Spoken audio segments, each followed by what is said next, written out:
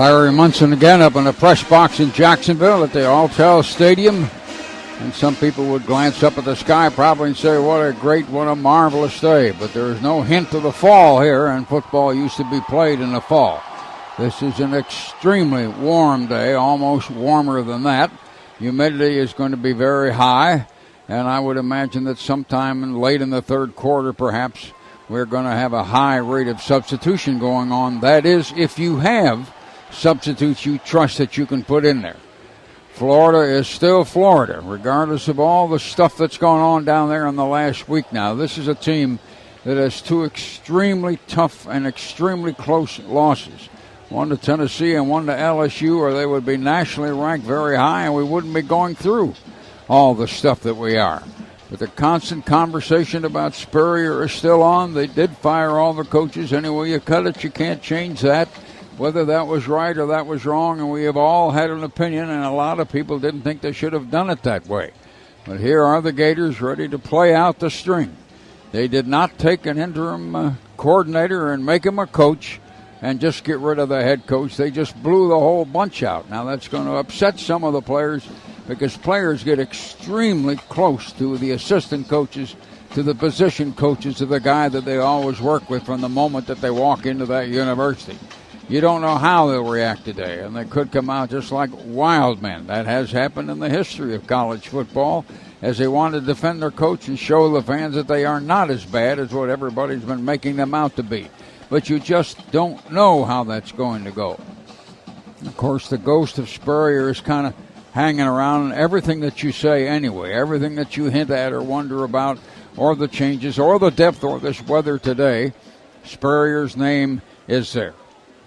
Coming up, I'll talk with an old friend, Pat Dooley of the Gainesville Sun. But first, Scott Howard has the keys to the game. All right, Larry, thanks a lot. Keys to the game brought to you by your neighborhood Ford dealers. Here are some keys to the game to consider today for Georgia and Florida. The Bulldogs can't let Gators quarterback Chris Leak dictate the pace of the game, and that means good pass coverage by Georgia's secondary and a healthy pass rush on Chris Leak. Now, the Gators have the top pass offense in the conference, and Leak leads the SEC in passing yardage. And a big reason is that Gators' offensive line, just 7 sacks allowed this season, which is the fewest in the league. The Bulldogs' defense is up for a healthy challenge today, and a good defensive pass rush against the Gators is imperative. Key number 2, Georgia has to win the running battle. Ware and Brown have to establish their presence today, and Florida's Cedric Faison has to be limited. Now, he's the leading active rusher in the SEC. Ray Hudson has a better yards per game average, but he is out for the season for Alabama, and that boosts Faison to the top of the heap in the Southeastern Conference. In Florida's 39 losses since 1990, the Gators have been outrushed in 34 of them. If Georgia can control the running game and limit the Gators on the ground, certainly the odds for winning today's ball game become much improved. And the Dogs must take advantage of red zone scoring chances, score touchdowns in the red zone. 10 of the other 11 SEC schools have a better percentage of touchdowns in the red zone than does Georgia, and that includes Mississippi State and Kentucky. Only South Carolina has fared worse than the Bulldogs. Georgia's at 47% for the year. South Carolina is at 39%, and that is going down today in their game with Tennessee. The Bulldogs must have points, and 20 of them would be nice. In all 9 losses in the Mark Richt era, Georgia has scored less than 20 points. Those are the keys to the game, and there's more of the pregame show coming up right after this on the Georgia Bulldogs Radio Network. Larry Munson back at Alltel Stadium with Pat Dooley of the Gainesville Sun, who's been with the Gators forever. Brought to you by Singular Wireless. Pat, Florida's lost 2 games this year in a really tough manner and against top-notch competition. We wouldn't be having all this junk going on if they had accidentally won those games. Well, not even accidentally, Larry. They should have won both the games, and obviously everybody knows what happened in Knoxville with the referee's call. And then against LSU, LSU dominated the game, but Florida still was in position. One more first down to win that game. If they win either one of those games, you're right. All this stuff doesn't happen, but the loss last week in Starkville, that's now 9 losses under Ron Zook in the last minute of games. That tells you something about them in the clutch. How about the situation at the fraternity house that night? Did that have something to do with it? I don't think it didn't help. I think it probably had about 3% into the decision. I don't think it really had a big factor. The president said that he thought it was overblown. It wasn't overblown by the media in terms of you got to report it, but it maybe have been overblown in terms of the reaction. It didn't help him, but if that incident doesn't happen, he's probably still gone. Pat, Florida still look like Florida when they're moving? Still running what looks like the same patterns and stuff like that? A lot of them, I think offensively, they still look like Florida, and they've gotten down the field more with the coordinator Fedora, who a lot of people don't know. Larry Fedora originally was given that job 3 years ago, but then they wanted to keep Grossman, so they brought Ed Zornbecker, and they didn't think Fedora was sexy enough, so they went and got the guy from Marshall. So Grossman stayed for a year, but I don't think a player is ever worth that. But the bottom line is they've looked pretty good offensively. Unfortunately for them, they can't get that last first down in some of these games. Defensively, is where the problem really has been. Well, they score more than we've been scoring as far as that's concerned, but now Spurrier.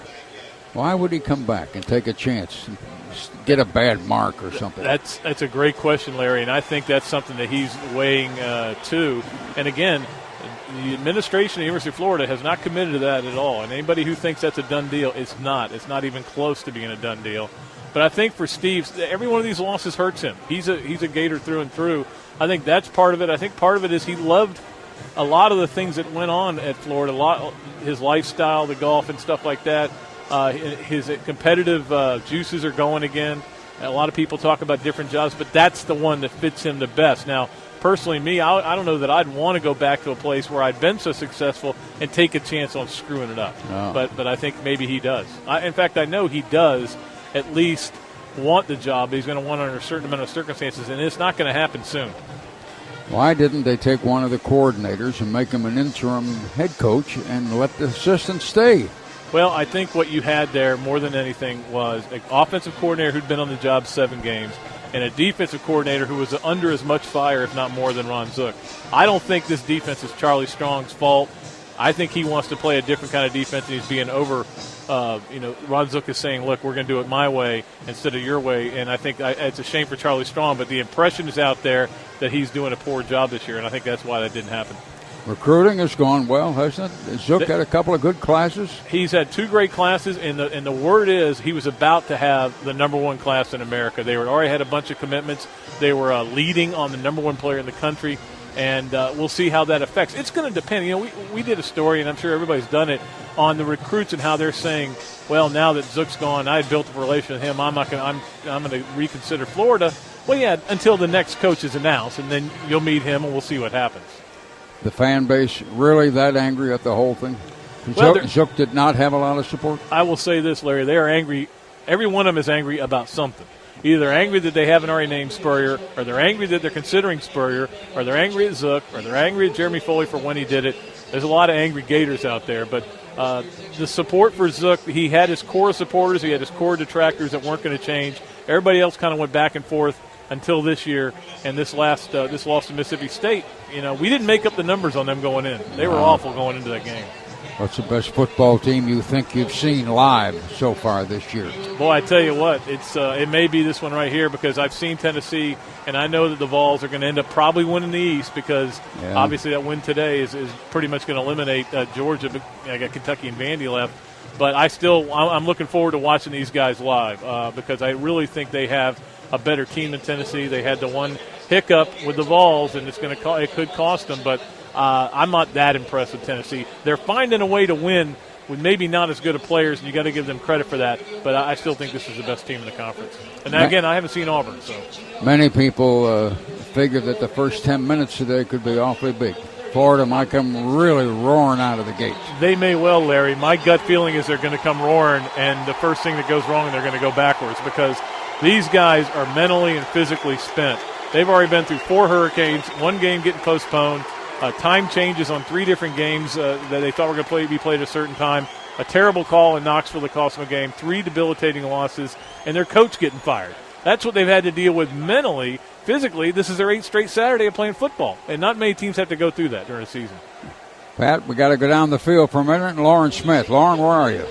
I'm here with Coach Rick. This segment brought to you by Geico. Coach, you haven't seen heat like this since early October. After warm-up now, will your substitution plan be affected anymore as a result of what you now know? Well, it's definitely hot, but I don't think we'll change our substitution pattern. We do try to sub in all of our games, but we'll be keeping a close eye on all of our players that get the majority of the snaps, and we will be ready to get some subs in the game. Let's look at your offense and your defense. Offensively, what do you have to do today to get the job done on offense? Well, I think the big thing is just let's find out if Florida stop us rather than us stop us. That's kind of the number one thing I feel like. If we really get after it, I think we'll do a fine job. But if we find a way to give them some momentum, then it's going to hurt us. Defensively, what do you have to do? Well, I think we've got to make sure we contain that quarterback. I don't want him running free. He doesn't really cross the line of scrimmage much, but if he buys time, he has a really good knack for finding an open receiver. If he does get into a scramble mode, we have certainly got to stay disciplined in coverage, or he'll find somebody open to scramble. Thank you, Coach Rick. And we'll have more right after this on the Georgia Bulldog Radio Network. Up here in the press box in Jacksonville at the Alltel Stadium with Pat Dooley of the Gainesville Sun. Pat, is it possible, as far as Spurrier now is concerned, that got a real bad taste in his mouth maybe with the Redskins, and he would like to coach somewhere? Well, I think he do what he used to do. Yeah, I think he wants to coach somewhere, Larry. And the question is, does he want to coach here? I think he does. I've talked to him. I've talked to some people around him. The indications are he is very interested in the job. I think the issue, there's a big fight going on at the top of the food chain in Florida, and that is that the president says we're going to do it the way I want to do it, which is we're going to wait till the end of the season. We're going to interview people, including Spurrier, and see what happens. And Spurrier's like, wait a minute, didn't I win some SEC championships for you? And so there's a real battle. The boosters, the Bull Gators, really a lot of them have told Spurrier, look, we'll get this done for you. Just tell us you're committed. Whereas there are some boosters, and surprisingly, who say, I'm not sure we want him back because of the way he left, because he's 60 years old, because for different reasons. But I think it might get to be a real big mess in Gainesville. And it's a fine school, and it's a fine athletic program, and it's been recruiting like crazy, and it's been winning. And this year they're scoring a lot of points. Yeah, and it's just a bizarre season. I've never seen one like this, Larry, and I know you've been through a lot of them, but to start out the season with the first game getting postponed, and then you go into the Tennessee debacle, and all anybody's talking about is the officials, and then the loss to LSU, and then that certainly a loss to Starkville and the coach. It's just been bizarre is the only way to put it, and you almost kind of wish it would get over so you can move on to something else. Thanks, Pat. Anytime, Larry, you know that. Coming up, Neil Williamson will look around the conference as the pregame show continues on the Georgia Bulldog Radio Network.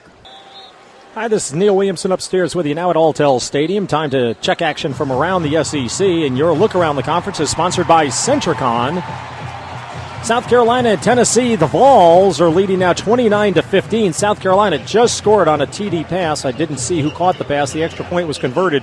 So with 11:30 to play in the fourth quarter, it's 29-15 Tennessee. Now the Gamecocks had surrendered only 3 passing touchdowns all season, yet Eric Ainge has 3 passing TDs today. South Carolina was second in the conference in scoring defense, allowing only 11 points per game, and Tennessee has really been able to rack them up on the Gamecocks thus far. Plenty of time to play in that one, though. 29-15 Tennessee leads. Also underway at Scott Field in Starkville, rejuvenated Mississippi State has a 7-0 lead over 1-6 Kentucky there in the first. Tonight at 7:45, it's third-ranked Auburn, and the Tigers can clinch a berth in the SEC championship game with a win over Ole Miss in Oxford. Tonight in Baton Rouge, number 19 LSU hopes of Vanderbilt will present fewer challenges than Troy did last week. The Commodores and Tigers kick off at 8 o'clock tonight.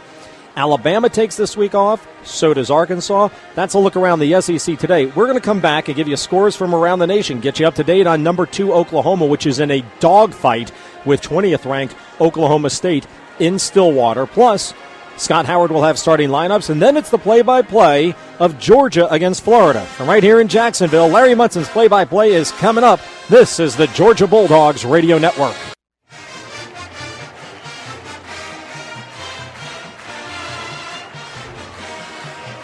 We're jacked up for the red and black here in Jacksonville. Hope you are too. About 20 minutes away, 15 minutes away from kickoff. Let's check scores of other games. Top 25, number 2 Oklahoma and 20th rated Oklahoma State are neck and neck, with Oklahoma leading 38-35. They're in the fourth quarter now. Another fourth quarter score, 15th ranked West Virginia leads Rutgers 35-17. Also in the fourth, number 23 Iowa has pulled away from Illinois 23-7. Fourth quarter, Northwestern trying to pull off an upset of number 17 Purdue. It's 13-10 Wildcats there. And in the second quarter, number 24 Minnesota leads Indiana 14-12. As mentioned, Tennessee leads South Carolina 29-15. They are up 10 minutes to play in the fourth quarter in Columbia. Other games outside of the top 25, Ohio State leads Penn State 21-10 in the fourth. Also in the fourth, Wake Forest with a 24-15 advantage on Duke. Nebraska is handling Missouri in the fourth at 17-3 Cornhuskers. Also in the fourth, Clemson leads NC State 26-20. Third quarter, Georgia Southern hurting South Dakota State. It's 49-7 Eagles there. Wofford leads the Citadel 28-17 in the third. Syracuse has rallied back and leads UConn 21-20 there in the third. Second quarter, it's Navy over Delaware 14-10. And as we mentioned, Mississippi State has a 7-0 lead on Kentucky there in the first. Scott Howard is standing by. He'll bring you the starting lineups for Georgia and Florida. And then it's Larry Munson's play-by-play of the Dogs and the Gators. Turn down the TV, keep the radio turned up loud. This is the Georgia Bulldog Radio Network. Georgia's captains coming out of the locker room and onto the field. And those captains are David Green, Odell Thurman, David Pollock, and Fred Gibson. We'll have the toss of the coin here in just a few moments. Time now for the starting lineups, brought to you by your local Toyota dealers. Offensively, no changes for Georgia. Offensive line is as it has been. You've got Daniel Inman and Dennis Rowland at the tackle positions. Nick Jones and Max Gene Gillis are the guards. Russ Tanner getting the start at center today. He'll alternate with Ryan Schnetzer, as will the tackle situation. Will rotate in with Ken Shackelford. The tight end is Leonard Pope. The split end is Reggie Brown, and the flanker is Fred Gibson. David Green, the starting quarterback, as he makes his 48th consecutive start for the Bulldogs today. Jeremy Thomas at fullback, and Danny Ware, who was injured a little bit earlier this week, injured actually last week against Arkansas with a lung infection, is ready to go and start at tailback. Defense for the Dogs today, you've got Pollock and Thompson, the ends, Golston and Anderson, the interior defensive linemen. The linebackers are Verdun, Wheeler on the outside, White on the other side, Thurman in the middle. The secondary, Mentor and Jennings, the quarterbacks, and Davis and Blue are the safeties. Approaching midfield for the toss of the coin. Kickoff just moments away. Larry Munson standing by for the play-by-play, and we'll do that after we come back on the Georgia Bulldogs Radio Network. Our own Larry Munson, an honorary captain for today's ball game, along with former Georgia defensive coordinator Irk Russell, as Georgia wins the toss. The Dogs defer. The Gators will get the ball first. Georgia on defense. Today's broadcast presented by the authority of the University of Georgia Athletic Association Incorporated may not be rebroadcast in any form without expressed written consent of the University of Georgia Athletic Association. It's Georgia and Florida. That's all you need to know. And here to tell you about it, the legendary voice of the Georgia Bulldogs, Larry Munson. Thank you, Scott. And get the picture now. Florida's in white tops. They have orange helmets and orange pants. Dogs will be in red today, though the silver breeches are still there. They have red jerseys on and red helmets. Caldwell and Jackson will be the deep men for the Gators, as we will be kicking off. We had deferred. Bright, hot, almost steamy sunshine here. It is really, really warm. Brandon Couture will be kicking off. Sea of red in the stadium and a sea of blue and orange in this Alltel Stadium. Dogs in Florida here in 2004, and the kick is a high, deep, well-hit ball about 4 yards in, and they'll run it out. Chad Jackson up to the 10. Second guy hit him. First guy missed him on the 8, and then he got knocked down on about the 11-yard line. And it was Brandon Miller, that young linebacker. Well, I don't think Chad Jackson, Larry, really wanted to run it out, but his up man took off running. They set up the wedge, and he took off with him. All right, the Gators. And they have scored a lot and scored on everybody this year, as they've always done. Now let's watch them and see. Everybody wonders how hard they will play. We are about to find out. Leak back in the shotgun, their quarterback. He moves a man off in motion. Leak stops. Got plenty of time, dumps it right in the middle, and we hit the guy on the 9 and drive him back across the 5. Danny Verdun-Whaler hit facing the running back. Leaked through a hard bullet to facing the running back, the number 1 running back in the league. We hit him right away, and they will spot it right on the 10-yard line. It'll be second down and about 12. Florida's already lined up. They got 3 men split wide to one side. They are in an I. Leak underneath. Leak's going to give it to the tail. There's a big hole. He got 5 going straight up in there. Seatric facing the running back straight ahead. Thurman, Verdun Wheeler were the main stops on the play, and the ball will be now up on the 15, third down. Florida's they're trying to run no huddle offense. And you don't get a lot of time in this conference, at least we don't. We really tried to put it in a lot a couple of years ago. We're gone now into a 3-man front. Shotgun. Leak standing back there by himself. Takes it. Got time. Going to throw a bullet and knocked down. About the 19, intended for Andre Caldwell, and Odell Thurman, the linebacker, went after a low ball right in front of him. Leak threw it a little lower. It could have been a pick. And Florida now will punt away. And in practice, they had a great-looking punter. Eric Wilbur, a sophomore, will be punting. Thomas Flowers is our young return man. Florida's already lined up. Got the snap a little high. Got a good kickoff, good spiral. Flowers takes it. Fair catch on his 47 or 48-yard line. And the Dogs will have possession and have the ball first down after a 37-yard punt. It'll be Georgia's ball there with the ball close to the 48-yard line and first down.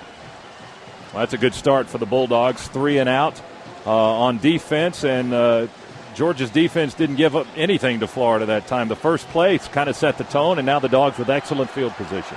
They were trying to run in a hurry. I think maybe they feel we're going to wear down. We're in an eye with 2 wideouts. David Green steps back, fires to a man open on the right side. First down, Reggie Brown, and out as he crosses their 40. Reggie Brown open over on the right on a slant pattern. Herring, the free safety, came up to give him a little shove as he went out. Sean Bailey now will come in and will take Gibson out. And the Dogs are on to Florida 38, and it's first down. Sun up really bright and hot here on the St. Johns River. Dogs are in an eye with 2 wideouts. Gators counting the linebacker up almost in 5. Handoff, and they run Danny Ware. Ware fights over the 35 to maybe the 33. Ware went at left tackle, got hit around the 36-yard line, but then kept his legs going and got it down to the 33.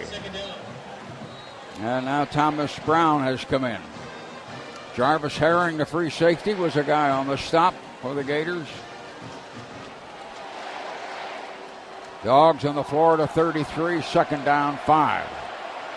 We have 3 wideouts now, and they're spread very wide. 2 to the right, 1 to the left. Shotgun. Green going to take it. Steps back, looking. Throws out here and threw it behind his man. Thomas Brown in motion, floating across the 30-yard line, going to his right, and Channing Crowder, that great linebacker they have, almost knocked his head off. But the ball was behind the headgear a little, and he had to twist around. McClendon in. Sean Bailey out at a receiver. George is on the Gators 33. Gibson back in and wide out right. We got 3 wideouts again. Gators playing a 5-man front. Reggie Brown in motion over to the right to load that side of the field. Run a trap back, misdirection. Driving in there goes Thomas Brown. Got it over the 30, but I don't think he got a first down. I think he got it to the 29. Let's see. Earl Everett, a linebacker, was the one that grabbed at him. Dogs ran a misdirection back with receivers and everybody going right, and Brown shot through a hole and took it to the 29. It's 4th down and a long full yard to go. First quarter, no score. Dogs in red, the Gators in that white and orange. Gators change a safety man, among others. 3 wideouts. Green going to hand it. And Brown trying to come in. I think he got the yard. Dick Payne had the glasses on him and thought he got it in there and thought he got it down there. Little helmet-to-helmet contact with Thomas Brown. The little guy put his head down and bowled his way to the 27 and get the first down. Clemson has upset NC State 26-20. Georgia's got a first down. They're on the Florida 27. Reggie Brown, a lone receiver, wide out there right. We are in an I, fullback behind the left tackle. Now the fullback sliding in motion. And so Green fakes it, and we're going to go long. Man wide open, touchdown in the corner. Reggie Brown decoyed that same pattern to the right. Big Pope, the tight end, ran that pattern down on the left. And the Dogs have drawn first blood at 6-0. Oh, a nice play fake by David Green, and Pope ran a nice pattern right in the near corner, and Green put it right on his fingertips, and Leonard with a nice catch and a touchdown. Andy Bailey to try the extra point.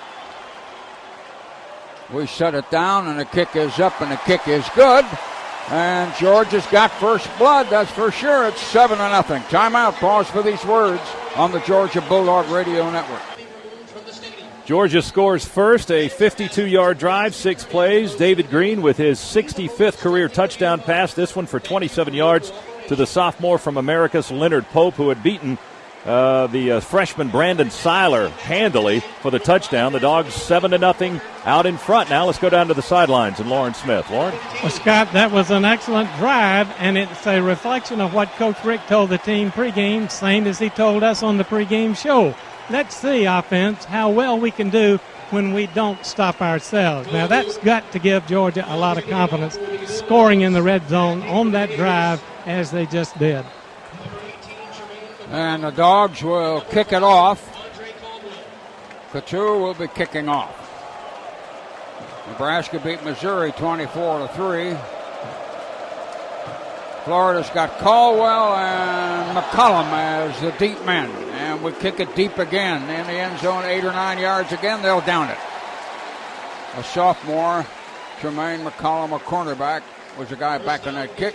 And the Gators will come out and be on the 20. Wake Forest barely beat Duke today, 24-22. Iowa struggled a little with Illinois, beat them 23-13. Tennessee's leading South Carolina 36-15. These scores coming from the Journal-Constitution. Florida already set to go. Leaks in a shotgun. They got 4 receivers, 3 right, though they're spread out, and 1 left. Florida on the 20. Leak waves his arms, gave some other kind of a sign to his center, told him to do something else. Talked to the guards and the tackles and went back, takes a snap, and is going to fake it and comes sliding out here to the right and goes down after 2.5 yards. Leak faked the handoff to Faison and then sprinted out to the right on a quarterback keep. Not exactly a bootleg. Minter was a guy that was there ready to attack him, but he was already sliding down on the grass. The ball is put on the 23. Florida's already set to go. They are allowing them to get their no huddle set and running quickly. Leak underneath. Slot wide out to the left. Going to take it. Come along the line. Pitch an option out wide to Big Faison. We hit him on the 25. Knock him down on the 24. Davis and Demario Minter. Davis the safety and Minter the corner. Hit Faison. Mississippi State leading Kentucky 7-0 in the second quarter. And that's from the Atlanta Journal-Constitution also. Florida's already up to the line. 3rd down, 5. We're trying to get 3 guys on the field. We may not get them on the field in time. Wynn is a running back. Gators in a shotgun. We aren't even lined up on a line of scrimmage. Florida puts a man in motion. Leaks got it. Leaks look. Fires complete out in the left flat. We hit him. He spun around for the first down of the 35 to maybe the 36 or 7 and out of bounds. We hit him just shy of the first down, but he got 6 or 7 more. Trey Battle, our free safety, hit Deshaun Wynn, the number 2 running back. I keep mentioning the no huddle because they have not let us run it in this conference now for 2 years. Gators got 3 men right, 1 man left. They're in a shotgun. Leaks got it. He's sprinting out here to the right. Stops. A man missed him. Now he runs straight up the middle of 45, the 50, the 45, and dives down around our 43, and the Gators are moving. Leak was really coming. Dogs lead 7-0 early. And Florida running at no huddle is really coming down the field.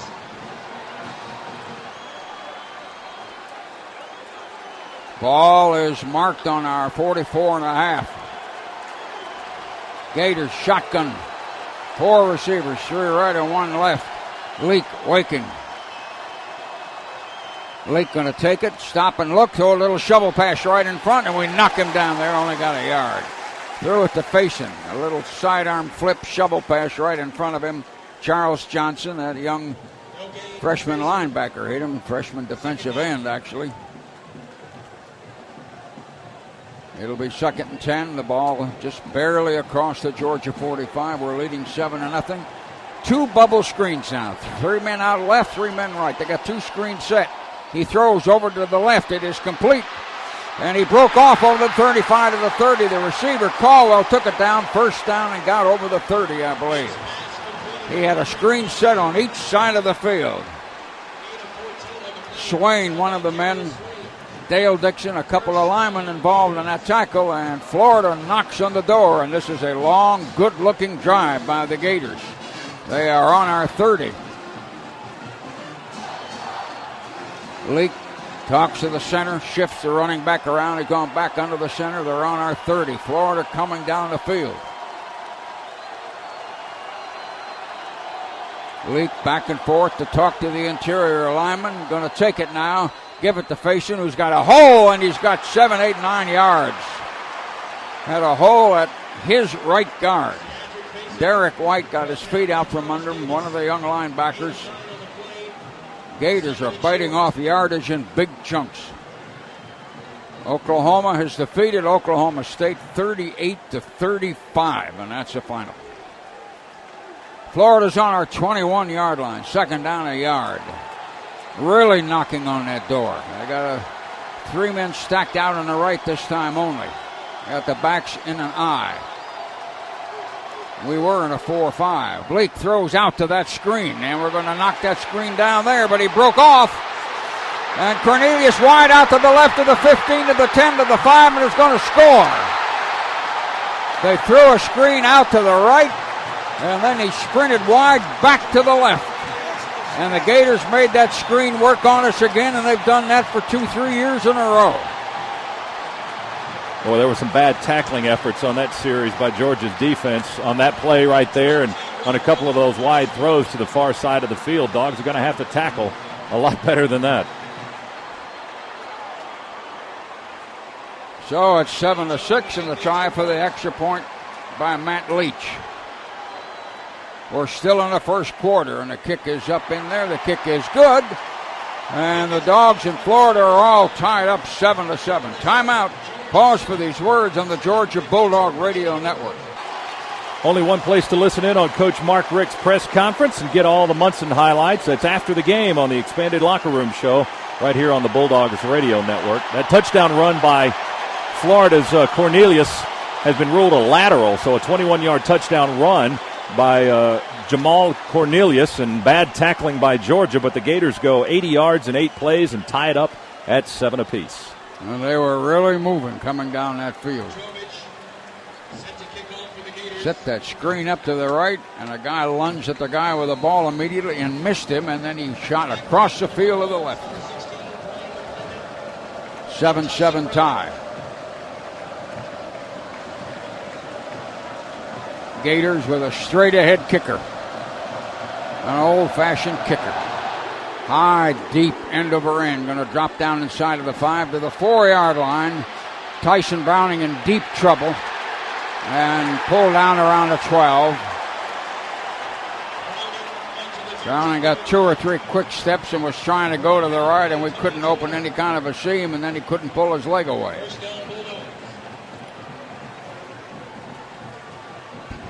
Georgia's ball, it's closer to the 13, and we'll be first down there. 7-7 tie. Dogs scored immediately. A few minutes later, Florida scored. Earlier, Florida had been stopped right away and had punted. Gators got 5 men on the line. We're in an eye with Green underneath. Play action fake, man wide open, Gibson in the middle. and got hit right there on the 25. First down, Corey Bailey, the strong safety, hit him. Gibson really open, running left to right. Got the ball to the 26. It's a first down. 7-7 tie, and we are in the middle of the first quarter. Dogs got a single receiver right, got a double receiver left. Shotgun with David Green. Going to run a draw, going to shoot Danny Ware in there, and there's not a big hole there at all. He only got a couple of yards. Jackson the corner, and Crowder, the middle linebacker, got him. Boy, Ware had a huge hole on the left side of that offensive line. Unfortunately, didn't see it, went on the right side, and just ran into a big scrum of Florida jerseys over there. But he had a huge gaping hole on this near sideline. Dogs on their own 28. Second down, 8.5. 3 wideouts in an eye. Green coming back to pass, finds a man by the sideline. Gibson open, and they hit him right away on the 36-yard line. Almost a first down. In fact, it's close enough to be one. Ronaldo Hill, a cornerback, was a guy that grabbed him right away, wouldn't let him move. Fred Gibson, who's never scored against the Florida Gators on a pass reception, now third all-time on Georgia's career list. That's his second catch of the day. He's got 145. He moves past Hines Ward on the Georgia's all-time reception list. Ohio State has defeated Penn State 21-10. That's a final. They brought the chain gang all the way across the field now to measure. 7-7 tie. Steamy sunshine and hot weather. First down on the measurement. Dogs will be on their own 36 with the sun at their back. Gators are looking into it.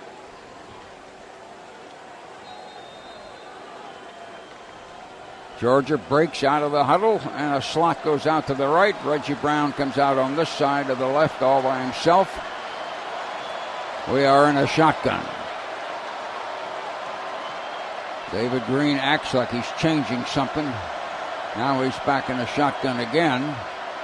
Green going to take it, going to fake to the ball carrier, and got Ware off left tackle and got him up over the 40. And Fred Gibson, Danny Ware got it out to the 41-yard line.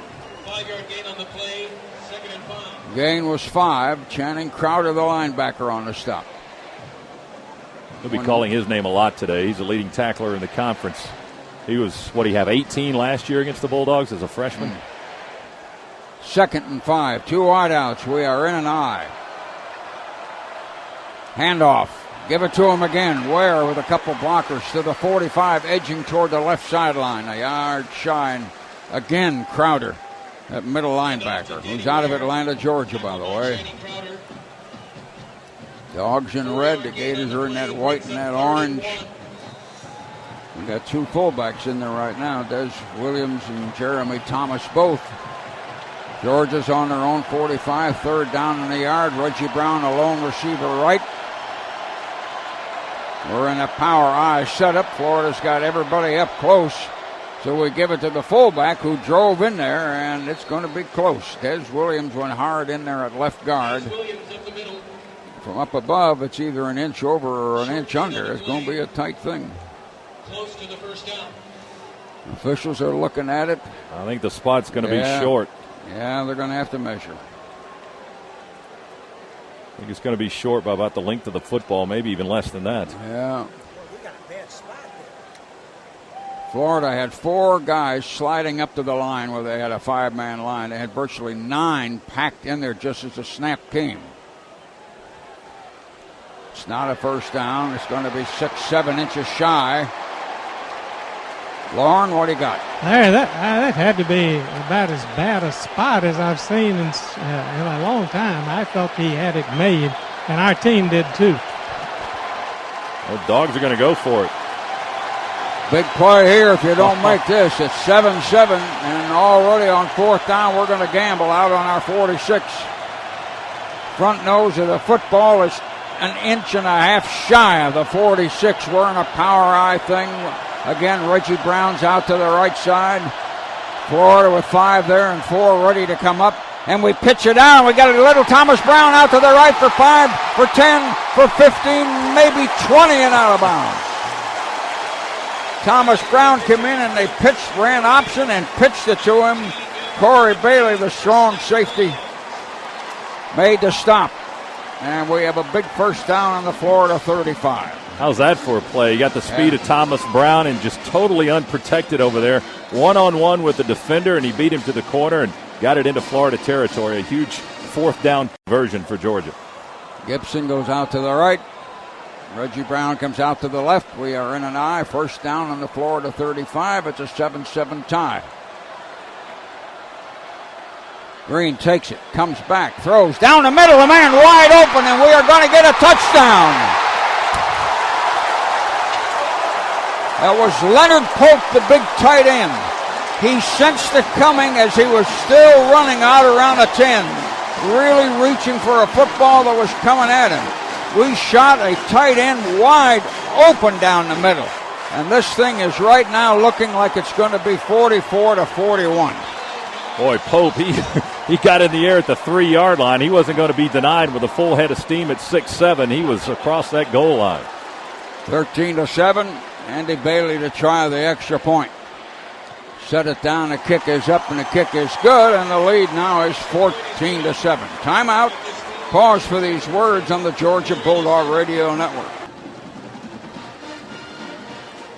Well, the Dogs go 87 yards on that drive. 8 plays. Green to Pope, the magic combination again. 35 yards right down the middle. Leonard gets it into the end zone. Georgia leads it 14-7. Second touchdown catch of the day for Leonard Pope. Second touchdown throw for David Green. That's his 66th in his career. He's one away from Eric Zier's record of 67. So the Dogs are back in front, 14-7. Let's pause for station identification on the Georgia Bulldogs Radio Network.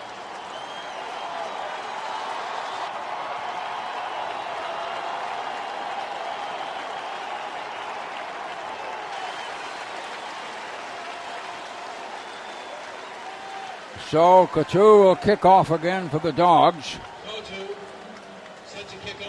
Florida's got McCollum and Caldwell as the 2 deep men. And the lead is 14-7. But there's still 4 minutes left in this quarter, so just hang tight because something else is probably going to happen.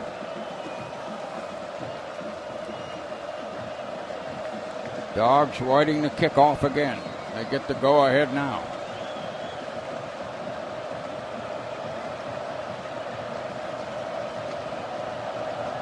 All right, 14-7, and the kick is a long, powerful ball. It's deep again, 6 yards deep, bobbled for a moment, and they'll down it there. He thought about coming out with that ball and didn't do it. Lauren, what do you got?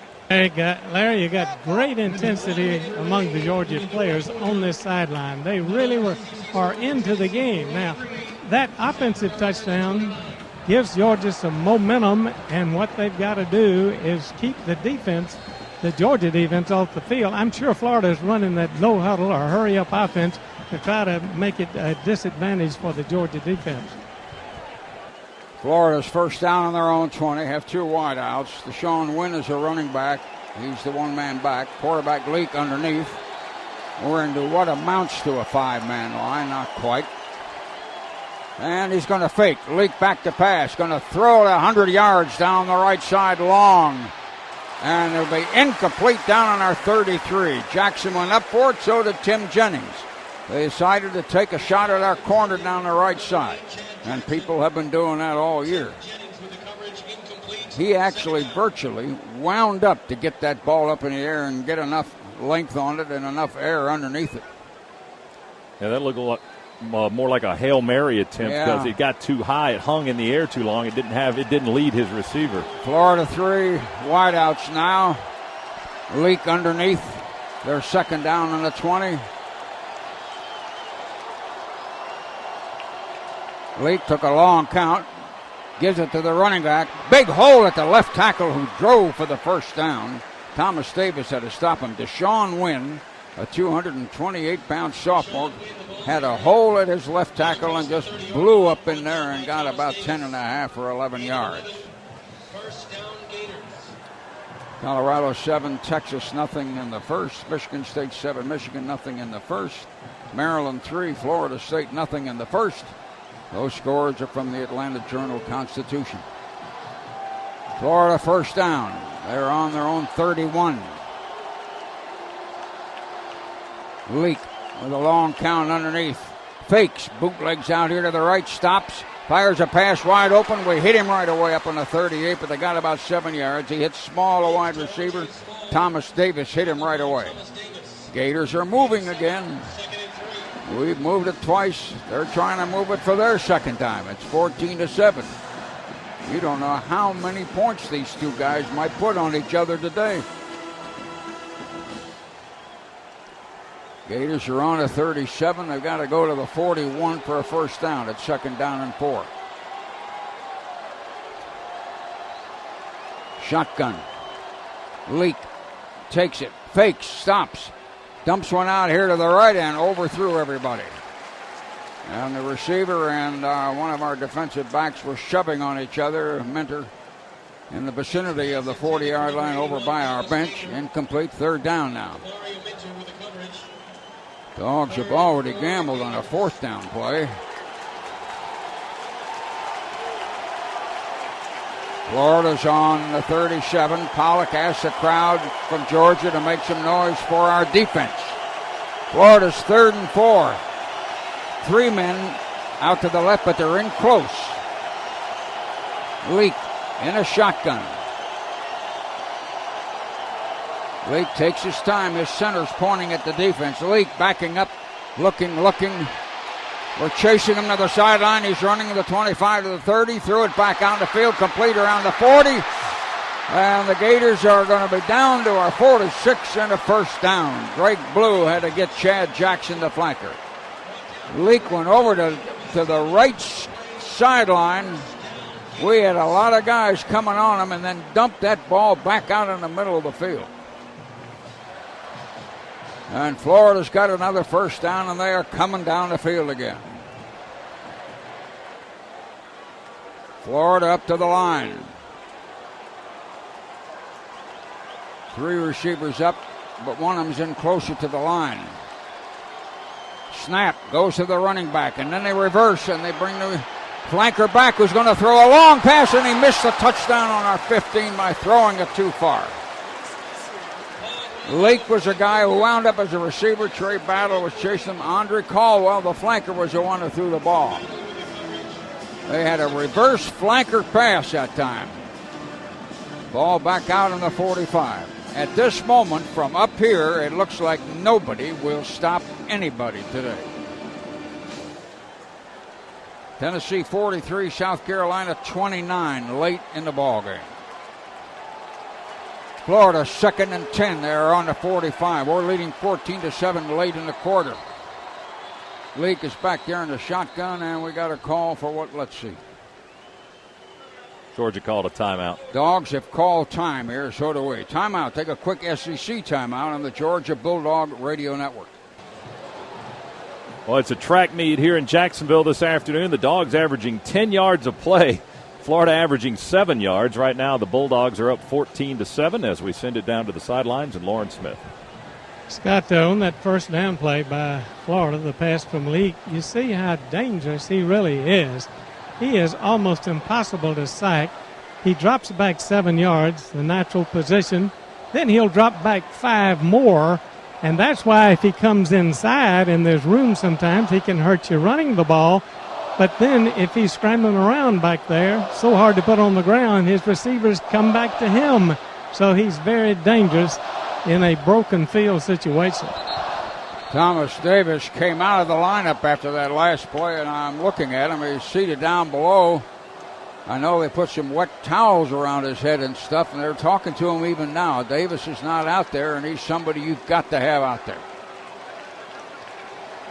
All right, Florida's got a big spread offense now. They are on our 45, 2nd down and 10.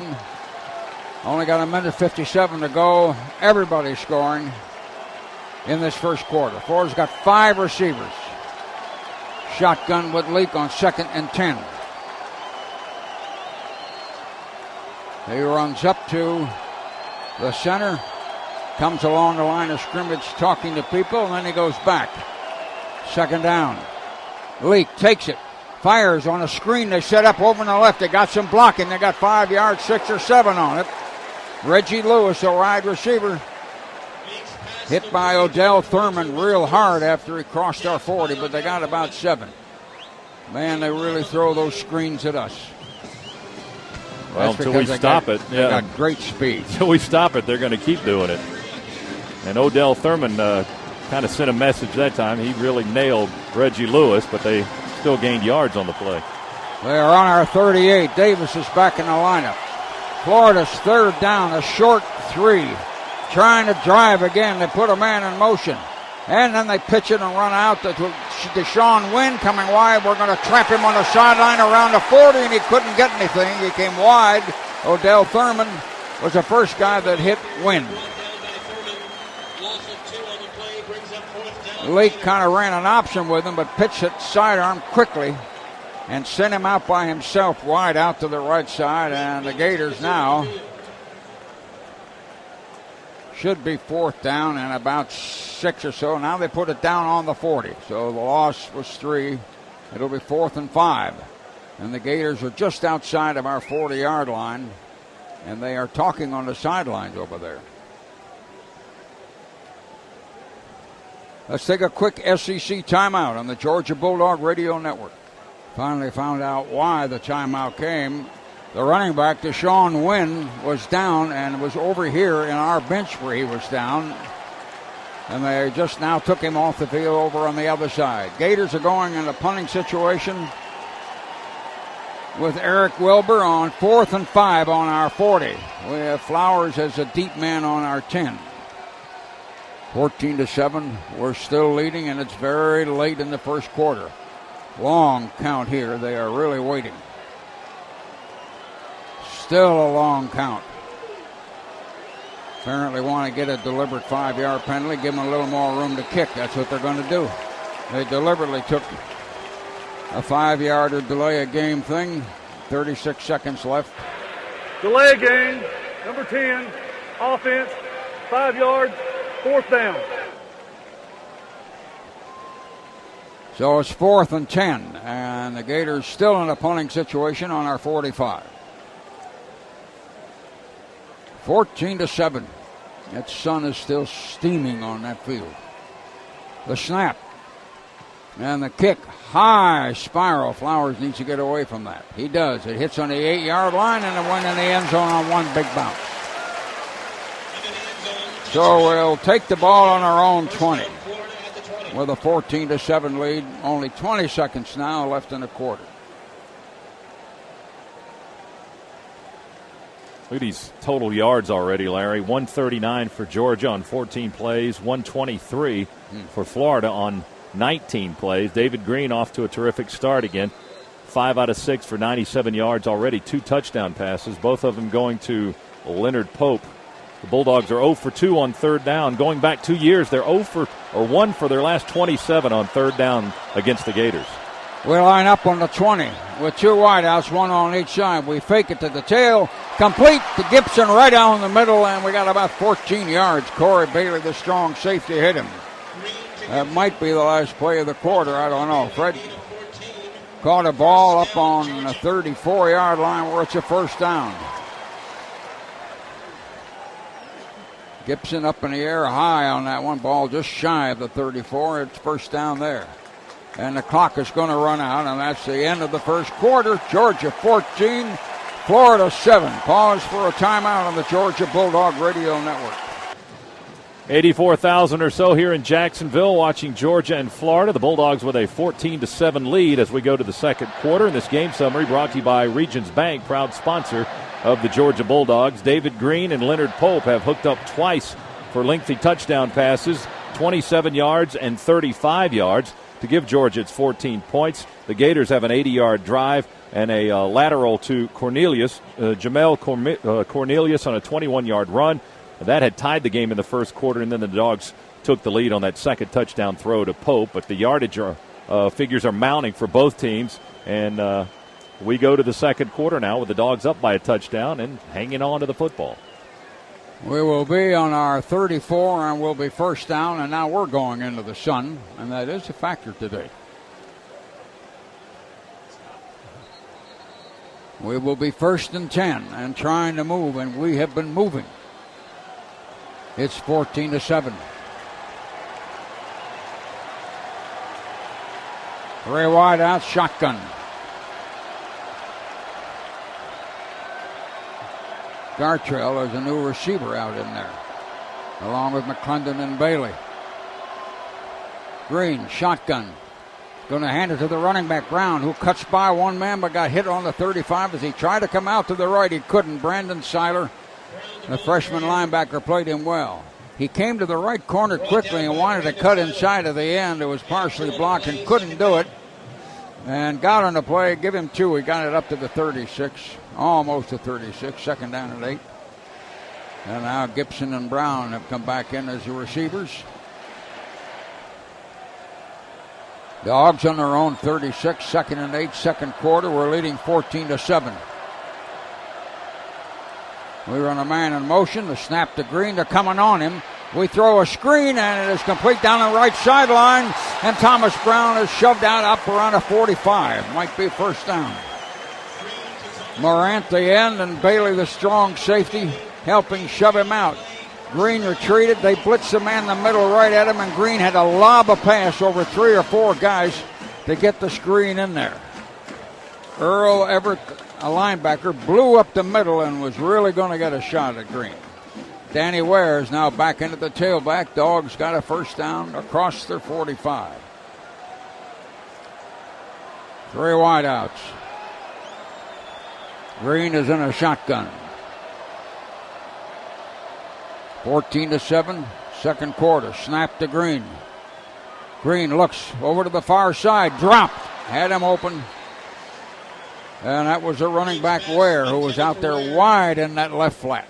Second down. David led him a little too much that time, and Danny tried to leave his feet and catch it. He stretched his body out just a little out of his reach. And now that's only the second pass that Green has thrown incomplete. So you combine last week's 22 for 29 performance to today's 7 for 9 start, and David Green's pretty much hitting his target.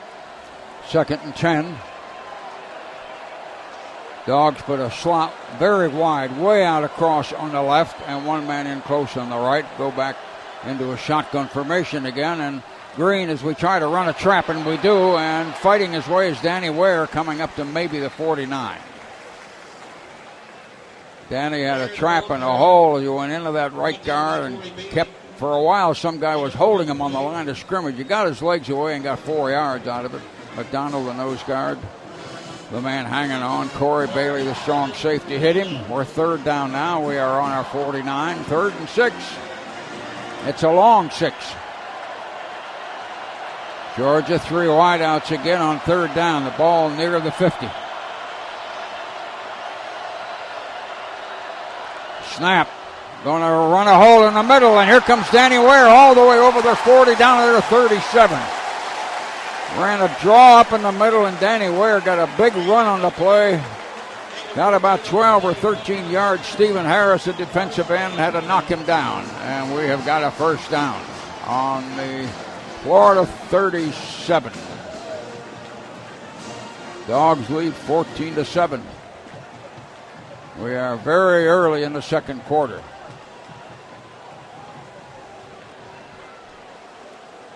Three wideouts, 2 left and 1 right. And now the tight end stands up and is going to join the parade and go in motion, back and forth. Snap, Green fires to Reggie Brown out in the right flat, and no blocking, no move, no nothing, and we may have lost a yard or 2. Webb, the corner, came up and hit him. I think there was something else planned there. I think there was supposed to be a blocker with Reggie Brown on the right. Second down. So they will put it down where? They put it down on the 38 and leave it as about second down and 10 and a half.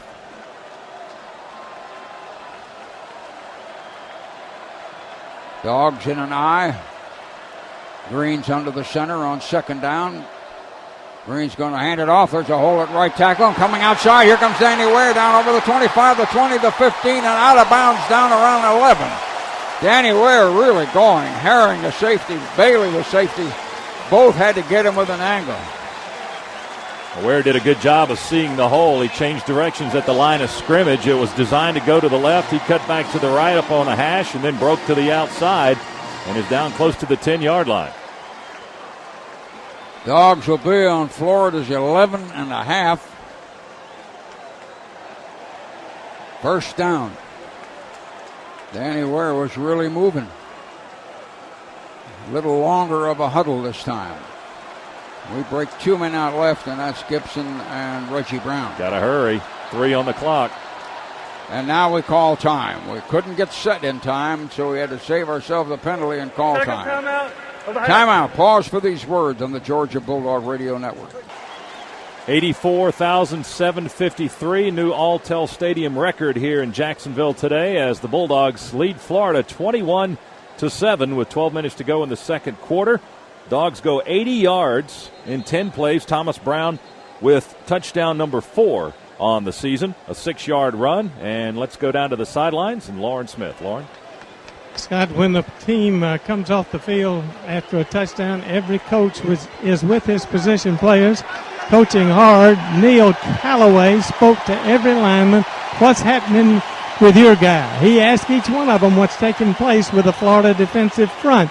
And then he goes over and talks to the fullbacks. There's William and Jeremy Thomas complimenting them on their play. So Georgia's getting good blocking out of the offensive line, and they need to keep scoring, need to keep putting the pressure on Florida.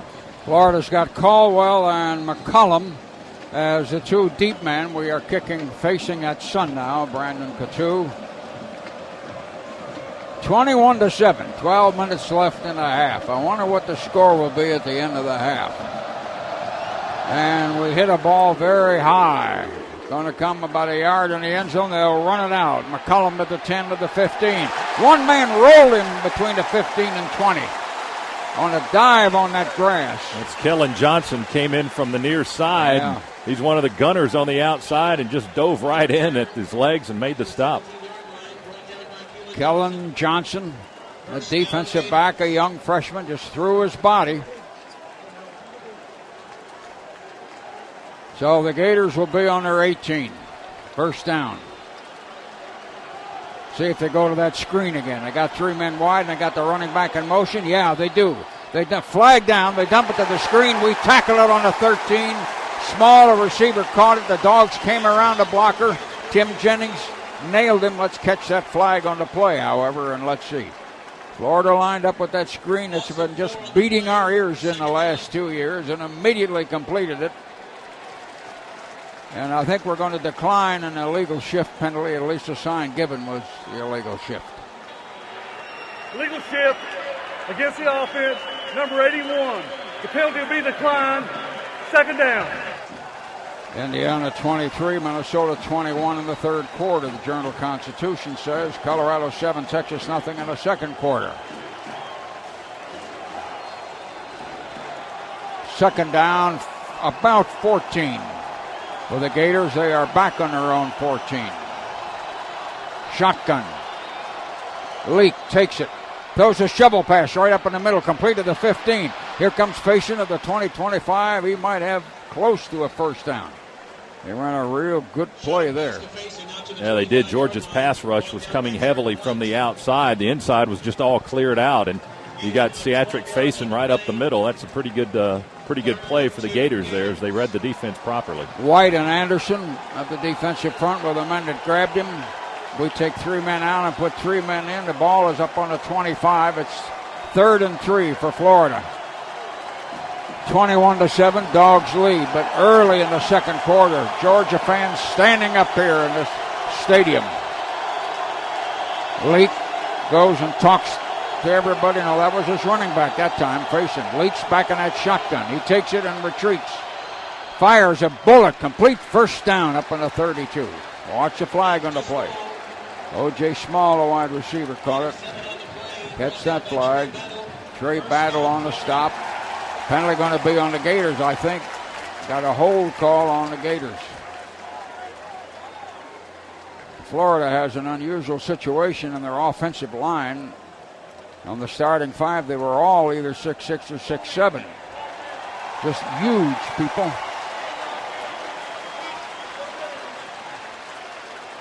So a penalty on the play, and that's going to hurt the Gators. That took a big play away from them, and the ball comes back to the 16-yard line, and it's third down there. Mississippi State 10, Kentucky nothing in the third. Maryland 3, Florida State 3 in the first. Gators are in a shotgun. And they are sitting on their own 16-yard line. Snap the leak. He retreats back. He's going to run now. We're coming after him. He fires right down the middle to a man open in the 45. Complete out to about the 48. Flag down back by the line. Let's watch it. Greg Blue made the tackle.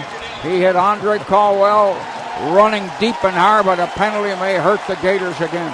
Oh, David Pollock standing in the Gator backfield just pointing at that yellow flag on the 12-yard line, just encouraging the Georgia fans.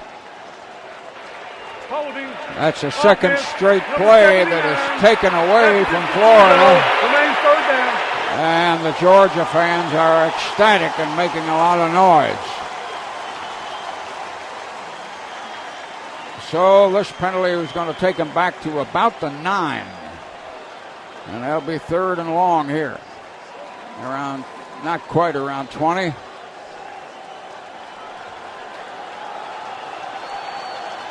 Florida shotgun, 3 wideouts. We're in a 3-man spread line, just 3 men on the line. Snap, handoff, and they're going to run facing for 5, and he's going to get about 6 or 7, and we hit him on the 17. Facing the best running back in the conference, they claim. Thomas Davis got him. And Florida has had a couple penalties that have stopped their offense here. They'll be in a punting situation on the 18, and they're already lined up, and they want to punt. Wilbur ready to punt. Florida's on their 18, 4th and 10. Thomas Flowers going to look in the sun now, waiting to receive the punt. Spiral that is going to settle down a little short. He takes it on their 48. He got to their 45, got to their 40, twisting, and got to their 39. Trying to roll and get more. And there's some jawing where the section of the game flowed into our bench down here right in front of us on the 40. 35-yard punt, a 13-yard return. Let's take a timeout here. Pause for these words on the Georgia Bulldog Radio Network.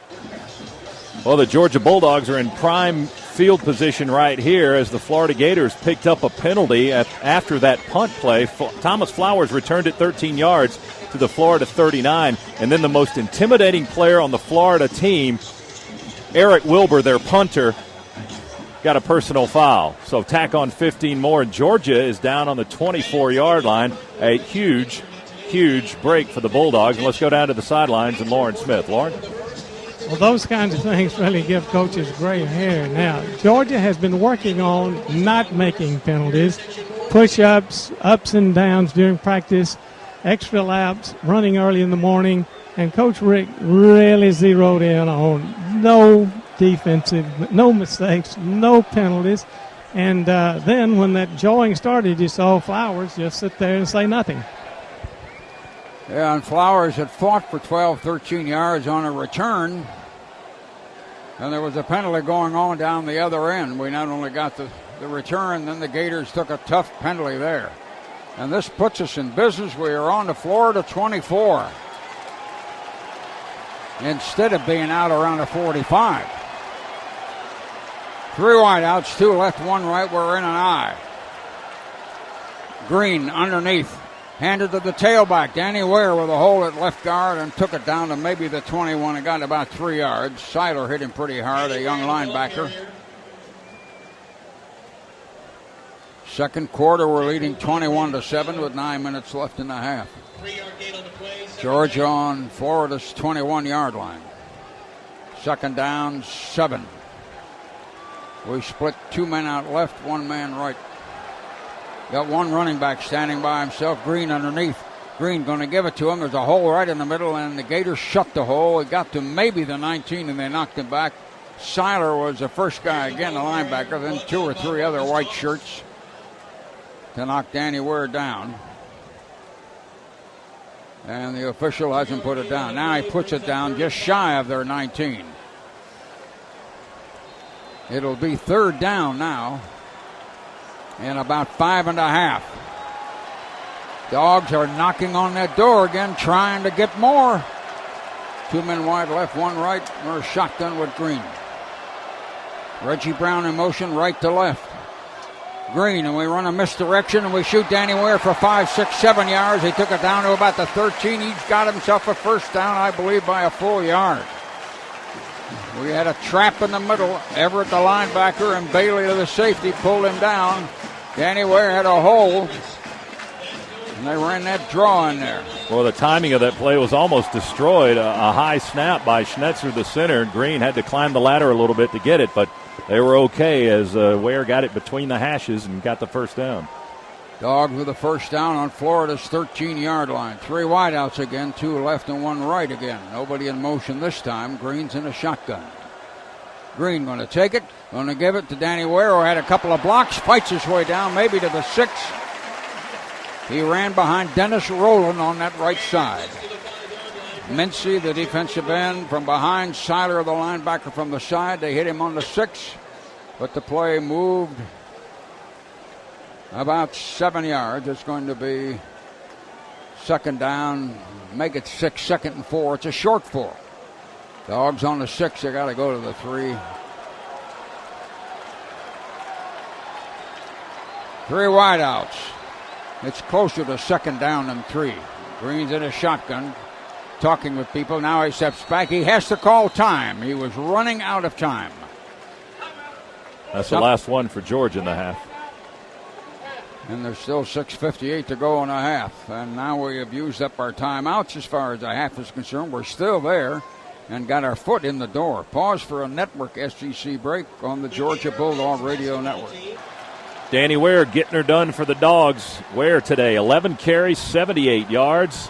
And on this drive, it started at the Florida 24 after the personal foul penalty on Florida's punter and a good 13-yard return by Thomas Flowers. Ware has run 4 straight times. Now it's 2nd down and 3, and the Dogs trying to add more to a 21-7 lead. I know I'm old-fashioned, but I'd like to see that old Southern Cal student body right or left here. How about student body up the middle? Well, it's always such a great thing to see when you see 3 or 4 guys and they get to the corner, provided now they get to the corner. Well, we're going to have 2 fullbacks in there. We're going to be 2nd down and 3. We are on the Gators 6. Florida made a couple of defensive changes right at the end, just as we did. We're in that power set with the 2 fullbacks. We got the ends and everybody in. Nobody spread out. Florida's in a 5-4. Fullback in motion. Handoff, trying to pick his way. There goes Danny Ware. He got all the way to the goal line, I believe. He ran between right guard and right tackle, and Harris, a defensive end, got him, but I think he came down about a foot shy. That should be a big first down and goal to go, however. Danny Ware went to the right side at right guard and right tackle. They put it on the 1. We have 2 tight ends in there now that we have had, and have the 2 fullbacks still. We're in that power setup. We're on the Florida 1-yard line. Florida's got 7 on the line. We got a man in motion, and there's a fumble. Watch that ball, and there's a pile up, and I think Florida may have the ball. And the ball game might change here. We dropped the ball. The exchange between Green and Schnetzer, I believe. We dropped the ball. McCullough, their linebacker, has recovered on the 1-yard line. Looked like David backed away and never had the football on the exchange from the center. See if we can get a replay and see exactly what did happen. Sometimes whole games change on one thing that happens. And let's hope that wasn't one of them. So the Gators get the ball on their own 1-yard line. We have fumbled on the 1 with 6:27 in the half, and we already had a 21-7 lead. What happens now? Florida got the quarterback Leak underneath. They got an eye. They only have 1 wide receiver. Leak brings a receiver in motion. He hands, he fakes. He's drifting across the end zone, and we're chasing him, and he's going to throw a long ball deliberately out behind their bench. We had one man, Pollock, chasing him across that end zone deep on that end line, and Leak threw it out of bounds. I can't believe we turned it over on the 1-yard line. 6:18 left. Here in the half, Florida is set already. They're in an eye with one wideout. We're not set. Now we run up and get set. Leak is under the center. He's talking to his line. He has changed the play, I believe. He talks to both sides of the line. He's under the center. He puts a fullback in motion. He hands it to the running back, who breaks out and came all the way out close to the 10. Seatric facing that fine running back. Had a hole in the middle. Derek White had to get him and did. He got 9 yards, I believe, and it's going to be third down and about a yard. 8 of 8 on the play. Third and a long one. Burden Wheeler had a piece of him also. We got somebody hurt here. Let's see who it is.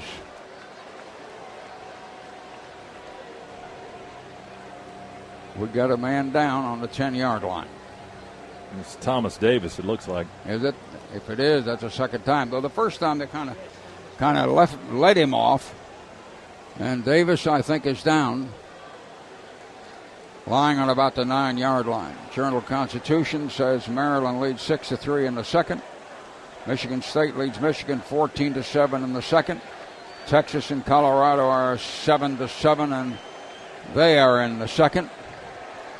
There is one of our hardest hitters down out there in the vicinity of the 10-yard line, just a few moments after we fumbled the ball about 6 inches from the goal line. He got his ankle caught up under him as he was trying to make that tackle. His leg got bent back, and his ankle kind of went in an ugly opposite direction, but he's up and okay and jogging and limping off the field, and the crowd likes that. He limps off, and the Georgia fans have hope that he can come back because he's such a devastating tackler. Florida now has got the ball on the 10. They only need 2 feet for a first down. They quickly run up to the line, and they're all set to go, and we are not. And Leak fakes, bootlegs out to the right, going to throw it long. A man wide open, complete out on the 35-yard line to take Casey, the tight end. The Gator has still got some bite in him. And it'll be first down. That hurry-up offense, that no-huddle thing, they're really using it on us. Now watch them, because I got 3 guys, and we might see the bubble screen. It's wide out left, one guy right. Leak puts another man in motion out to the right. Yeah, they dumped that screen out there, incomplete. Threw it low and small and in front of the receiver, O.J. Small. It was supposed to be for him. By the time they threw the play, they had 4 guys out to their left, or our right. Florida dodged the bullet after a penalty had really hurt them on a punt return. And we had a golden opportunity to score, but the Gators have come back, and now they're out of that hole. They hurry up a last-minute substitution. Florida got a Leak underneath. They're second down in the 35. They move the fullback, and they run a sweep by pitching it to Faison, who got to the corner, and he got ground. He got up across the 40. Verdun Wheeler had to grab him, the linebacker. I think he got 7 or 8. Let's see how much you're going to give him. Brought down by Verdun Wheeler. Ball is going to be up on the 43. The gain was about 8. In fact, he got 8.5.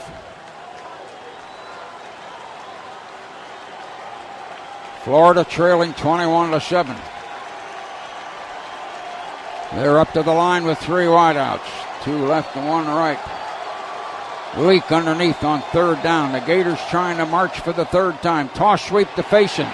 Moses got in and grabbed him and knocked him down around the 41. Quentin Moses from behind got him right around kind of the hips or the belt line of the pants and hung on to him and pulled him down. And now it's fourth down. Moses made a pretty big play there, a sophomore out of Athens. The official spots it back up where it was on the 43.5 and says he didn't lose any yards. Florida's punter, Wilbur, has come in. The ball is up on the 43.5. No, wait a minute. They just haven't moved one ball. They got a ball on the sideline, which is back around the 41.5. But they got a ball out in the middle of the field. It's in the wrong place. Now they bring it back and put it to the 42. Another yard and a half back. Florida's 4th down now at about 3. Eric Wilbur, the punter. 4th down. Gets a good snap and kicked it a mile. Long spiral. Flowers backs up, fair catch on the 8. Boy, did he get his foot in that thing. So we will take the ball and be way back inside of our own 10, first down. A 50-yard punt net, and we had no return. But we're leading 21-7. 4:40 to go. Hey, coming up tomorrow morning, join Neil Williamson for the Bulldog Brunch. Tomorrow, Ray Goff is Neil's guest as they'll talk about today's game, take a look back at Georgia and Florida, and they'll throw in all the Munson highlights for you as well. That's at 10:30 tomorrow morning, the Bulldog Brunch. Georgia back down on their own 8. A few minutes ago, we were on the other guy's 1. We're in an eye, 2 wideouts. Brown is now the tailback. So we're going to go to Thomas Brown, and he tries to dodge in there, and there's no room to run. He got a yard and a half and knocked back. Seiler, that young linebacker, playing very well. Freshman linebacker. The hole was there, and he tried to get leaning into it, and the hole wasn't going to stay with him for long. And the ball is down on the 10. The gain was 2, 2nd and 8. We run a tight end in, Milner in, and we take Pope out. We're leading 21-7. Reggie Brown to the right, very wide. Gibson to the left, not quite as wide. The backs are in an eye. And Green is going to hand to the running back, who will fight his way. Brown for maybe 3.5. Let's see what they give him. Kenny Parker, a senior nose guard, wasn't blocked enough. And let's see where he's going to put it down. 8-4 on the play. 3rd and 4 Bulldogs. They put it up around the 13, just across the 13. It's 3rd down now. A long 4. Dogs on about their 13.5.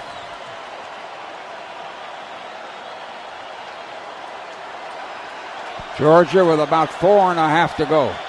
3rd down. The Gators bring people up close. We got a man running, and they shoot Thomas Brown in there, but they jam the blocking up and stop him dead on the 15-yard line. Todd McCullough, the linebacker, primarily.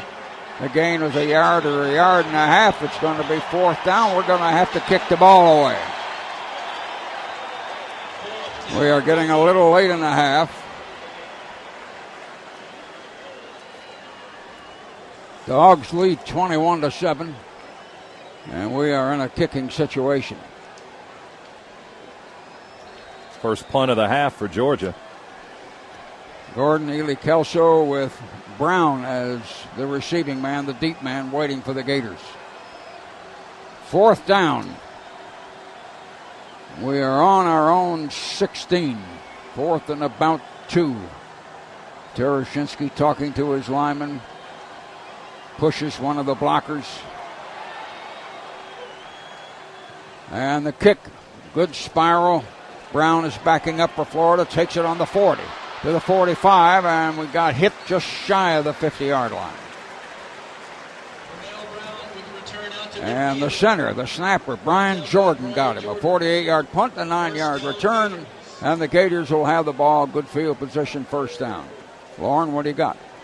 Got a knee sprain for Thomas Davis. I thought it could have been bad because he's pretty tough, and he didn't get up initially, but then he tried his best to get off the field without any assistance, so that tells you something about his attitude. It is a knee sprain. Whether he can go back in the second half, we don't know. There's a flag back down the line of scrimmage, and I thought they were going to call us for something when we tried to move a blocker right at the punt. Yeah. On the kicking team, number 26, penalty decline. 1st and 10, Florida. Florida wants the ball. They want to take a chance on us kicking a dog out of it. Yeah, they need the time on the clock, too, just 2:07 in the half. Florida just shy of the 51st down.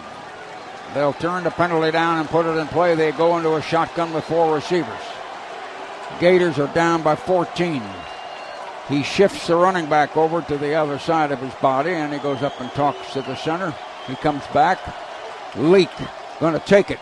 I'm going to give it to Faison, who's got 5, 10 yards, got 15, 17 yards. We can't stop him when he runs up in the middle. Big junior running back Greg Blue got him, took his feet out, flipped him down, and it'll be a first down for the Gators. They put it on our 34. Here's Florida down there knocking on the door again. Florida in that shotgun. They got 4 wideouts again. Leak's back in a shotgun. They're on our 34. Leak takes a low snap, backs up, looks, decides to run, and somebody tripped him from behind. He went down as it crossed over the 35. It was Gerald Anderson, the big nose guard. Watch the flag down back in the secondary. And I don't like where that flag went down back there at all. And DeMario Mentor's over there talking to the official that dropped it, so you don't really like that either. Penalty discussion coming. This could come at a bad time. A little while ago, Florida escaped a penalty that really caught them at a bad time, though, because we fumbled the ball away. Holding, defense, number 2, 10-yard penalty, first down. First down for Florida after the play, and they come down to Georgia's 24. 98 seconds left in the half. The Gators got 3 wideouts left, one right. They're in a shotgun. Leak takes it. He's drifting to the left looking. Now he wants to run. He can't. Pollock got him on the 32. Very big tackle. Pollock with, excuse me, Larry. Well, Moses got up awfully slow after the play. He's all right. Pollock got him on the 32. Well, he got the sack, and he got the record then because they took away a half sack from him after last week's game against Arkansas. And a time has been called here with 1 minute and 23 left in the half. And the Dogs leading 21-7. Take a quick SEC timeout then on the Georgia Bulldog Radio Network. We are close to the end of the half. The Gators are close to where they want to go, our end zone. They're out on our 32-yard line. Second down, about 18 for a first down. Shotgun. Leak's got 4 receivers, 2 on each side. They're in a little close. Leak takes it and drops back looking. Fires, and we deflect it. Thurman jumped high in the air on the 25 and got one hand on it and knocked it down. He threw it hard right over the middle. Incomplete pass and a big third down now. We got a 21-7 lead. Remember, I was guessing a little while ago, wondering what the score would be at the end of the half. Florida now third down. They're still out there on our 32-yard line. They're in a shotgun. 1 receiver left and 2 right. Shotgun, Leak. Leak looking. Standing there, takes it. Drops back. Somebody's coming on him. Verdon Wheeler missed him. He's over the 30. 25, he's down to the 20. And going out of bounds deliberately around the 16. Now watch a flag down. Flag even with the line of scrimmage way over on the far side of the field. Leak really scrambled with good speed and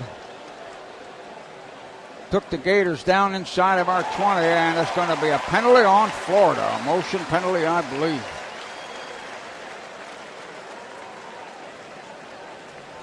Final, Iowa State 13, Kansas 7. Illegal formation. Syracuse 42, Gets the offense. Connecticut 30. On the line. Navy 34, Delaware 20. Lined up in the backfield. That's a final. Penalty's 5 yards. Third down. Still third down, and the Gators draw a 5-yard penalty here, and it comes back out to the 37-yard line. It's still 21-7. That's a big penalty, too, because if Georgia stops it here, then that's 5 more yards tacked onto a field goal try, which would put it well over 50 yards. 69 seconds left here and a half. They got 3 wideouts, 2 right and 1 left. We're playing with a 3-man front. Shotgun, Leak. Leak takes it, looks, fakes, and puts a little screen complete over here on the left across the 35. Big face in the running back to 35 to 30. He's going to the far side. He cuts in, and we knock him down on about our 22. Big face, and you can't catch him. Trey Battle had to knock him down. They threw a screen to that running back Faison, and then Faison, who was on the left, cut back across the field and took it all the way to our 22. And now you've got a big 4th down and about 8. Large play here. They are on our 22-yard line. 31 seconds and a half.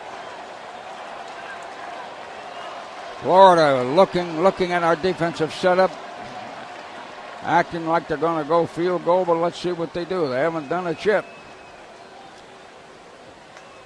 They're going to let the clock go down. Timeout. Florida. Florida will call time with 15 seconds yet. Take a quick SEC timeout on the Georgia Bulldog Radio Network.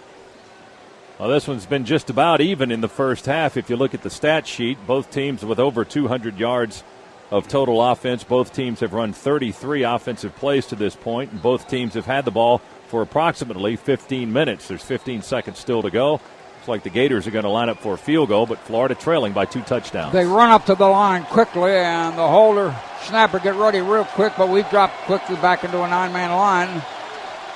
It's 4th down and 8, and they set it down, and they put that ball up in the air. No good, he missed it to the left. They missed a field goal. Boy, they sure took a shot at it in a hurry. They ran to that line. And he hit a ball like it was hit like a rocket. 10 seconds and a half, and the Gators did not score. But then a little while ago, we were on their 1-yard line, and we didn't score. So the Dogs are on their own 22-yard line, and we may just kill the time here. As far as a half is concerned, that's the way we're acting, we will. And Green will drop to a knee, and the half is going to end right there. That's the end of the half. Georgia 21, Florida 7. Who knows what's going to happen in that second half? Halftime show will be next with Neil Williamson and Scott Howard on the Georgia Bulldog Radio Network. Hey, great news from Jacksonville, where Georgia leads Florida 21-7 at the half. Hi, everybody. Welcome to the Homestar Mortgage Services halftime show. Along with Scott Howard, this is Neil Williamson. Homestar Mortgage Services has made the pledge that every time the Bulldogs win, they'll donate $1,000 in Larry Munson's name to the scholarship fund at UGA. Thanks to our good friends at Homestar for that. We'll have first half highlights with Scott, and of course with the score in our favor, that's a lot of fun to listen to. He'll have Larry Munson's highlights. We'll also check scores from around the country as well, so stay with us for the entire halftime show. Well, Chris Leak of Florida presents quite a challenge to the Georgia secondary, and that's why Steve Bell has selected Demario Minter as our State Farm Athlete of the Week. Thank you, Hondo, and hello, Bulldog fans. Well, coming into today's game with the Gators, Stone Mountain, Georgia native Demario Minter has 23 solo tackles and 3 assists for 26 total on the season. Now, for the Dogs to prevail today, Minter says he'll have to rely on one of the key lessons he's learned at Georgia, to be consistent, not just on the field, but in life. To be consistent in your life. That's the most important lesson, because you don't want to be up and down as a man in this society. So I think consistency is the biggest thing I learned so far. Minter is a junior majoring in speech communication and says he obviously wants to play football on Sundays in the NFL, but he'd also like to have a career in communication. I like to talk. So, anything I can do, with talking and communicating, I think I'll be good in. I'm Steve Bell with Bulldog Demario Minter, our State Farm Athlete of the Week. All right, thank you, Steve. Great news from Jacksonville, 21-7. Dogs leading the Gators. We'll come back with more of the Homestar Mortgage Services halftime show. Scott Howard is standing by with Larry Munson highlights following these words on the Georgia Bulldogs Radio Network. Scott Howard, glad to be back with you here in Jacksonville, where Georgia leads Florida 21-7 at halftime. It's time now for the first half highlights, brought to you by your Sherwin-Williams neighborhood paint stores. Ask how, ask now, ask Sherwin-Williams.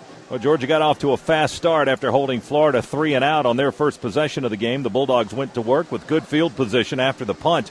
Starting at the 48, they moved the 52 yards in 6 plays, the last 27 of it coming on this play. We are in an eye, fullback behind the left tackle. Now the fullback sliding in motion. And so Green fakes it, and we're going to go long. Man wide open, touchdown in the corner.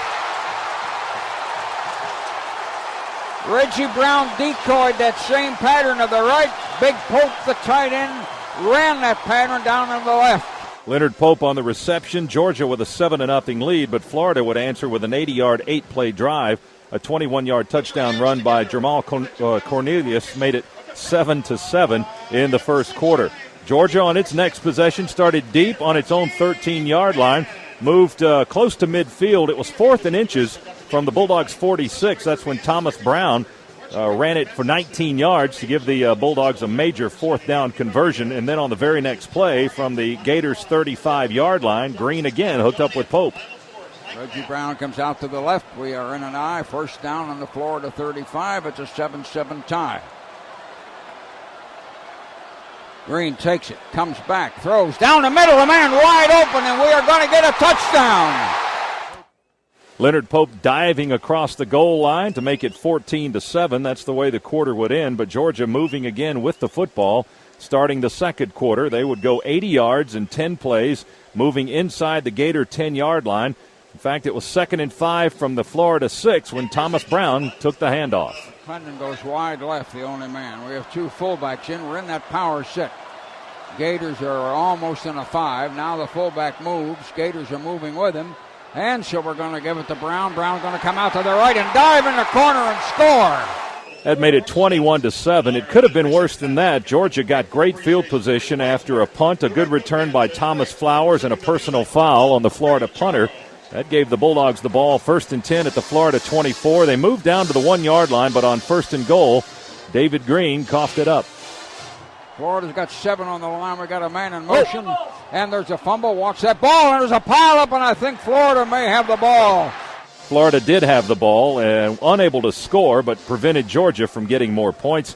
And right there at the end of the half, the Gators missed a 39-yard field goal. So at halftime, it's Georgia 21 and Florida 7. And there's more of the halftime show coming up from Jacksonville right after this on the Georgia Bulldogs Radio Network. Hi, everybody. Welcome back to the Homestar Mortgage Services halftime show. Let's check some out-of-town scores for you. Finals in the top 25. There's Iowa over Illinois, 23-13. That's a final. Also, West Virginia held on against Rutgers, 35-30. The 15th-rated Mountaineers win that. Number 2, Oklahoma got 221 rushing yards out of freshman running back Adrian Peterson, and edge number 20, Oklahoma State in Stillwater, 38-35.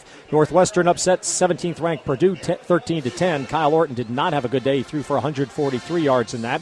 Number 11, Tennessee has defeated South Carolina, 43-29. The Vols really ripped through the Gamecocks' once vaunted defense. Indiana leads number 24, Minnesota, 30-21. They're in the fourth. Halftime, it's Texas leading Colorado 14-7. In the second, Michigan State has a 17-7 lead over cross-state rival number 12 Michigan. And fifth-rated Florida State is losing with about 15 seconds to play in the first half, 13-3 to Maryland. Coming up tonight, it's fourth-rated Miami against North Carolina. Number 16 Texas A&M will play Baylor. Also under the lights, number 1 USC against Washington State. Third-rated Auburn at Mississippi. Vanderbilt will play at number 19 LSU. Ninth-rated Utah will play San Diego State. And number 20 Arizona State, number 7 California will square off as well. We'll come back and bring you other scores, take a look at a couple of stats and more. Here in Jacksonville, Georgia leads Florida 21-7 at the half. This is the Georgia Bulldogs Radio Network. 30 minutes down, 30 minutes to go. The red and black, all smiles on this side as Georgia leads Florida 21-7 here at the semester break in Jacksonville. Lots of people on a beautiful, warm, sunny day, enjoying the Bulldogs putting it on the chin of the Gators. So far, some stats for you. David Green is 9 of 11 passing for 126 yards. Only one turnover in the game. That was Georgia's costly fumble on the Florida 1. Georgia has been able to outrush the Gators as well. Danny Ware toting the mail 12 times for 83 yards. Thomas Brown 8 times for 41 yards. Cedric Faison has 8 carries for 57 for Florida. Florida's Chris Leak is 11 of 17 for 103 yards. Leonard Pope has caught a couple of touchdown passes. Thomas Brown has run for a TD. And Georgia has only punted once, while Florida has had to punt 4 times. And another interesting statistic is that Florida has had 4 Georgia's kicked off 4 times. Twice they've gone into the end zone, and the other 2 times the returns have been a total of 30 yards. So Georgia doing a great job in the kickoff game. Let's check some other scores for you here on the Homestar Mortgage Services halftime show before we bring it back for second half action. Giant killer Troy is leading Idaho 7-0. They're in the first. UCLA is up on Stanford 14-zip. They're in the second. Wyoming leads Air Force 19-6. They're in the third. Army and East Carolina are 7 apiece in the third. Cincinnati leads TCU 21-7 there in the third. Middle Tennessee State leads Utah State 7-0 in the second. It's Mississippi State leading Kentucky 13-0 in the fourth. Break them up. Marshall leads Central Florida 20-3 at the half. And finals, Iowa State defeated Kansas 13-7 today. Georgia Southern 63-7 over South Dakota State. And one more, Nebraska beat Missouri 24-3. Those are all finals. We'll come back with second half action. Georgia leading Florida 21-7. Scott Howard will come back and fill you in on a couple more stats. Get you ready for Larry Munson's second half play-by-play. After these words, this is the Georgia Bulldogs Radio Network. 21-7, Georgia leads Florida as halftime is winding down. Here's a couple of numbers for you to process. Georgia under Coach Mark Richt is 29-2 when they lead at the half. The Gators under Ron Zook are 3-8 when trailing at the half. So if you like numbers and you're a numbers person, it's easy. Georgia wins it. Second half. Nice going. Second half. Nice going. Second half getting set to get underway. And here once again to tell you about it, the voice of the Georgia Bulldogs, Larry Munson. Yeah, geez, we said we wondered who was going to get the early quick jump and get the other guy down maybe. And Florida would come roaring out like wild, and we all figured. We got the first jump. We got the first scores and had the opportunities. Piotrowicz will be kicking off with the Gators. Oh, like a Russian. Piotrowicz. Browning and McClendon will be our deep men down in the kickoff. 21-7. Florida will kick off. Long shadows on the field. Georgia needs to come out on offense like the game is just starting and stick it to Florida one more time. Just to kind of get the crowd back into it, get the momentum, sustain all of that. But is one more time enough? Gators set it up on a tee. Shade across the whole playing area just about now completely. And, of course, all that shade is here on this west side of the stadium.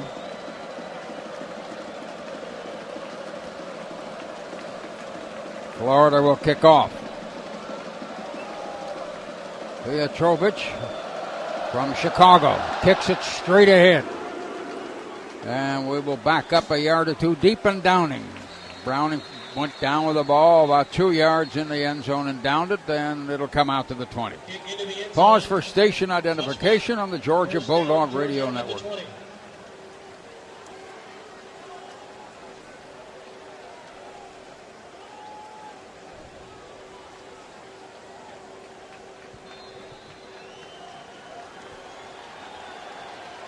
Dogs up to the line. Russ Tanner, the center. We got two men out left, one man right. We got our quarterback, running back. That's Danny Ware, back in a shotgun. Gators have got 5 on the line because the linebacker's up on a corner, but he's not in the down stance. First down, we are on the 20, and the snap is to Green. And Green is looking and throws complete to Reggie Brown on the 29, and they'll knock him down to the 32, but it'll be a first down. In the middle of that zone, Brown was open. McCullough, the linebacker, and Hill, the cornerback, pinched him right there around on the 30, and he lunged forward another yard or two. We changed the tight ends. We got a first down on the 32. Gibson and Bailey go out to the left. Reggie Brown to the right. Florida's in a 4-man line. Shotgun, Green going to hand it to Danny Ware. He can't go to the sideline. He can't go anywhere. He cannot move. No gain. He just stopped right there on the 32-yard line. Mincy, the right end, met the play first. McDonald, the nose tackle who was close to him, was in there. No gain, second down. We had no blocking, and there was no place for Danny Ware to run. We're leading 21-7. We scored first. They came down and tied it up. Then we scored 2 more and almost got even the third more.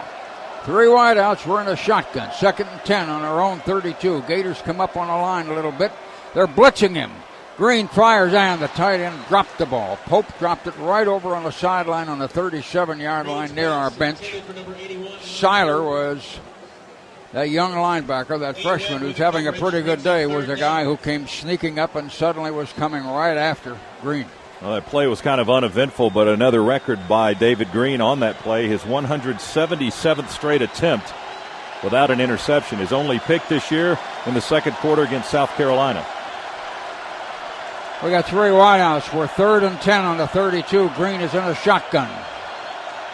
Florida threatening a blitz up in the middle. Snap to Green. They're coming on him. They're chasing him, and he fires it away incomplete across the field. So the Gators have stopped us dead. We cannot move. We'll have to give them the ball back.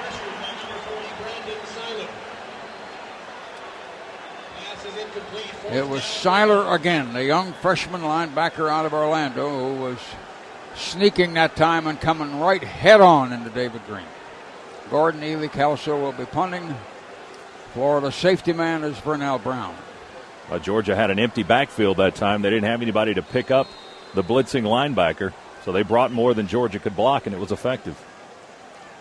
Kelso will punt. Brown is standing on the Florida 30.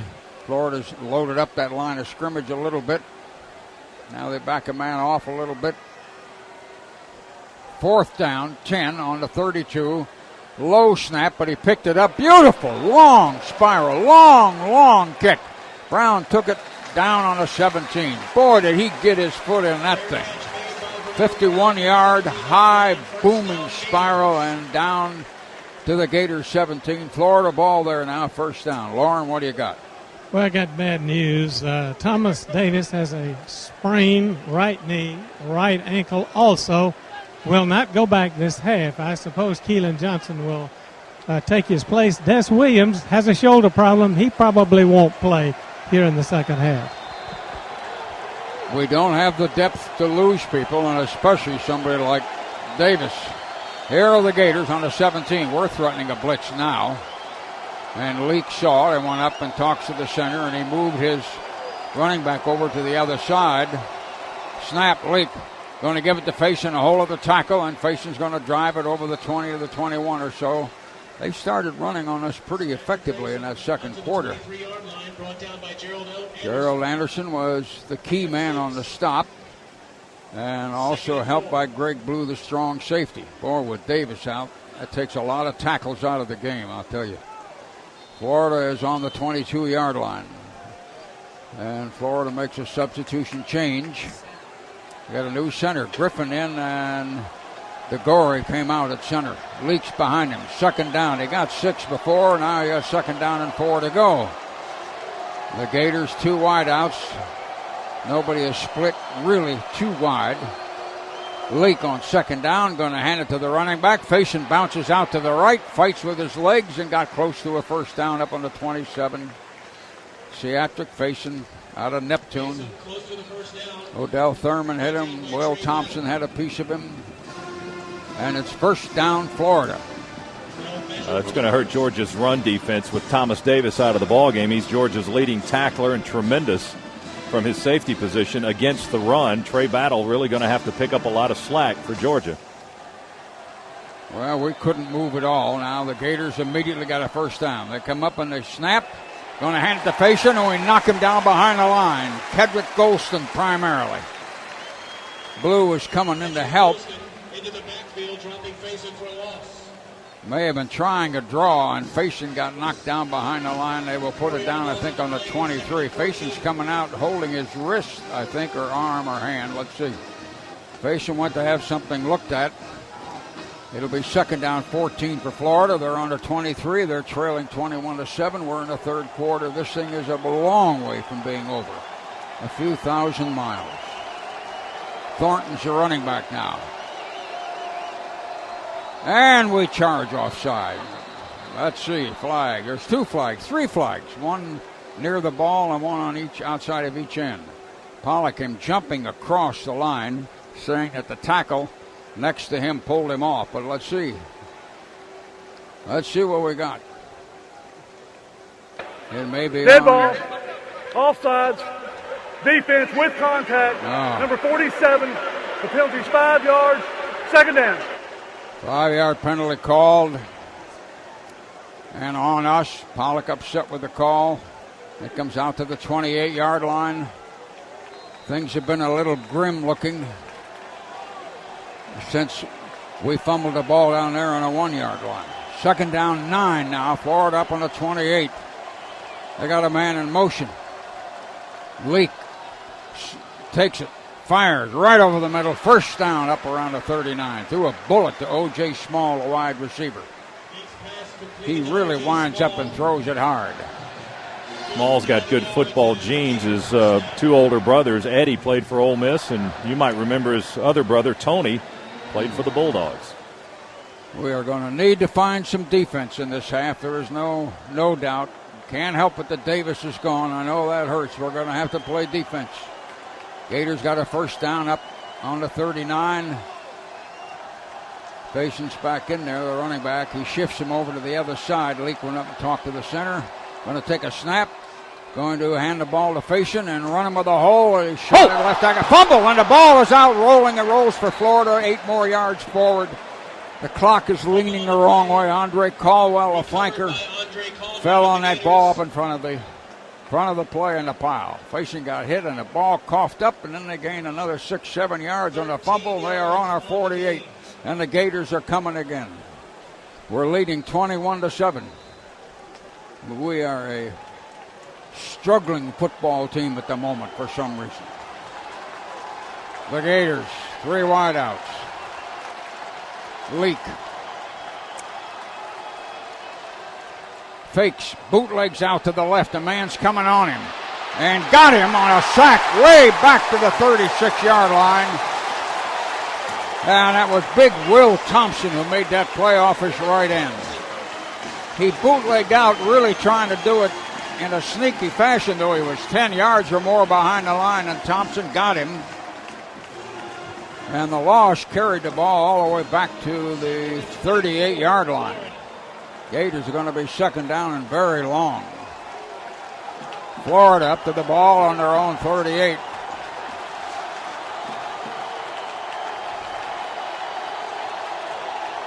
Leaks in a shotgun. Going to go screen to the right, is he? He's got 3 men out there. No, shovel pass to Facian in the middle. 1 or 2 men missed him. We finally got him after 10 yards up around a 48. With that little flipping shuttle pass, Kedrick Golston pulled him down from behind. Bear Bryant used to pull that all the time. Ball on a 48 and a half. It'll now be third down and about 13. This is a big third down because we need the ball back. Florida's on their 48 and a half. They have to go to our 38 and a half for a first down. Florida third down, a little long, shotgun. 3 receivers right, 1 left. Leak retreating. Fires for the sideline, threw it too high, out of bounds. Dogs had good pressure defensively. Again, Will Thompson in there because Leak ended up on his backside, and he had to force it a little. He had to throw it a lot sooner than he wanted to, as he had the man on the near sideline, but incomplete. Threw it over Dallas Baker's head, the split end down around the 35 in our bench. So the Gators bring the punter in, Eric Wilbur. And Thomas Flowers is our safety man, standing inside of our 15. Wilbur going to punt. Good spiral, and Flowers is going to catch it on the 10. The man bounced and missed him. He got to the 15. Flowers to the 25, to the 30, to the 35, the 38, the 40, down around the 43. Young Thomas Flowers running, kind of careening sideways those last 8 or 9 yards. 43-yard punt and a 34-yard return. Something like that can sometimes really give you a jack. Time out here. Pause for these words on the Georgia Bulldog Radio Network. Another nice punt return by Thomas Flowers. He had one for 13 yards earlier that got the ball into Florida territory, and then that one 34 yards, bringing it inside the 10 all the way out to the Georgia 42 as we send it down to Lauren Smith on the sidelines. Lauren? Well, let's reflect back to that last defensive effort by Georgia. Coach Brian Van Gorder really was very emphatic with this defense at the halftime. If you want to win this game, we got to have more of a pass rush. They got it then. Let's see if they can maintain it. But now let's score.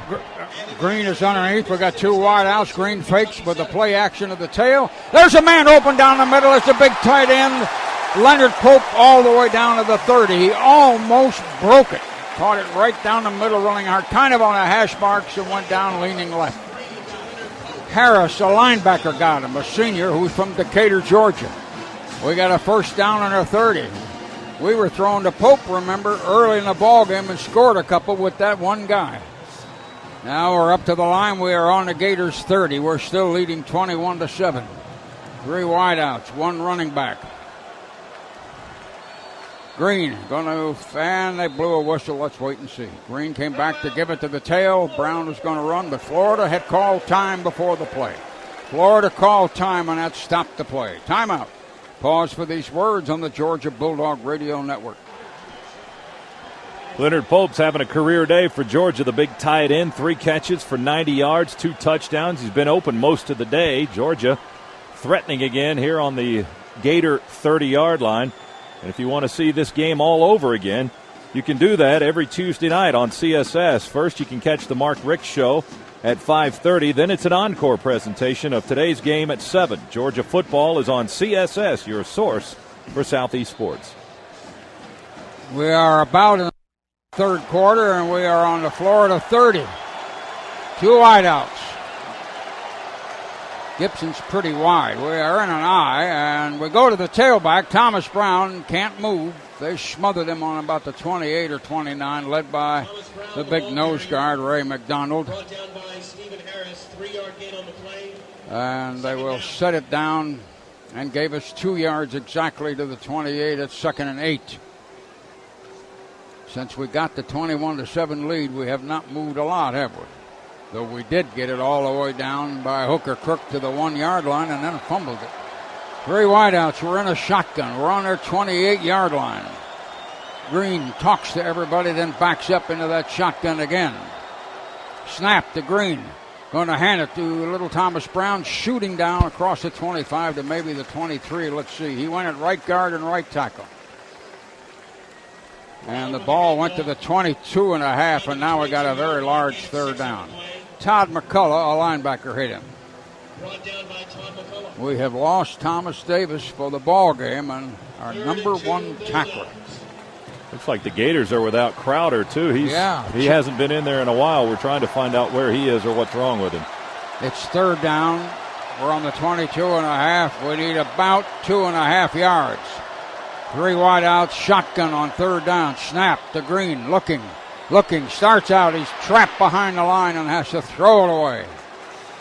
Couldn't run a play, couldn't run a man, couldn't get the ball off, and it'll be 4th down, and now we'll take a shot at that crossbar, and let's see what's going to happen. Mississippi State has just defeated Kentucky 22-7. Texas is 28-7 on Colorado in the third. Maryland 13-10 over Florida State in the third. Andy Bailey going to try a very critical field goal for us with Jordan to snap it and Jackson to hold. The ball is on the 30-yard line. Going to try to kick a 40-yarder. Florida's in an 8-3 setup. Set it down, and the kick is up, and the kick is good. Bailey stuck it in there. Well, we got 3 points. It's been a while since we've scored. 24-7. Timeout. Pause for these words on the Georgia Bulldog Radio Network. 3 more for Georgia. Dogs lead at 24-7. 40-yard field goal by Andy Bailey. That matches his season-long, his career-long, as a matter of fact. And the Dogs go up by 17 points. Coming up tomorrow night, you can talk with Coach Mark Richt on the Singular Wireless Bulldog Hotline. That's tomorrow at 8:06. You can join the coach and Larry Munson right here on the Georgia Bulldogs Radio Network. So Georgia will kick off again. 6:52 to go in the third quarter. You know it's not over. You know more than that. Jermaine McCullum and Andre Caldwell will be the deep men for Florida. And Couture will be kicking off. 24-7. The way these two teams started out on each other, it looked like by this time it would have been 38-36. But it slowed down a little. Or was it a lot? Couture will kick off. He hits it high. Going to come down around the goal line. It's caught on the 2-yard line. McCullum streaking, pushes a blocker. going to the right across the 20 and the 25, and we're going to hit him on around the 27. Trey Battle had to take him out. Florida can always run, and they always have more guys on the bench that can run. They always show you all that foot speed. So the Gators should have the ball. They will on the 28-yard line, first down. Michigan State still hanging on to a 17-10 lead on Michigan in the third quarter. Texas is rallying with Colorado. Gators are in a shotgun, 3 wideouts. Put a man in motion, slow right. Leak coming back to pass. We're coming on him as he fires. He dropped the leaping receiver, dropped the ball on the 30-yard line. Jamal Cornelius up in the air. Will Thompson had a strong rush on Leak. Cornelius up in the air, off his hands, right around the 30-yard line, couldn't hang on. He was really up. Second down.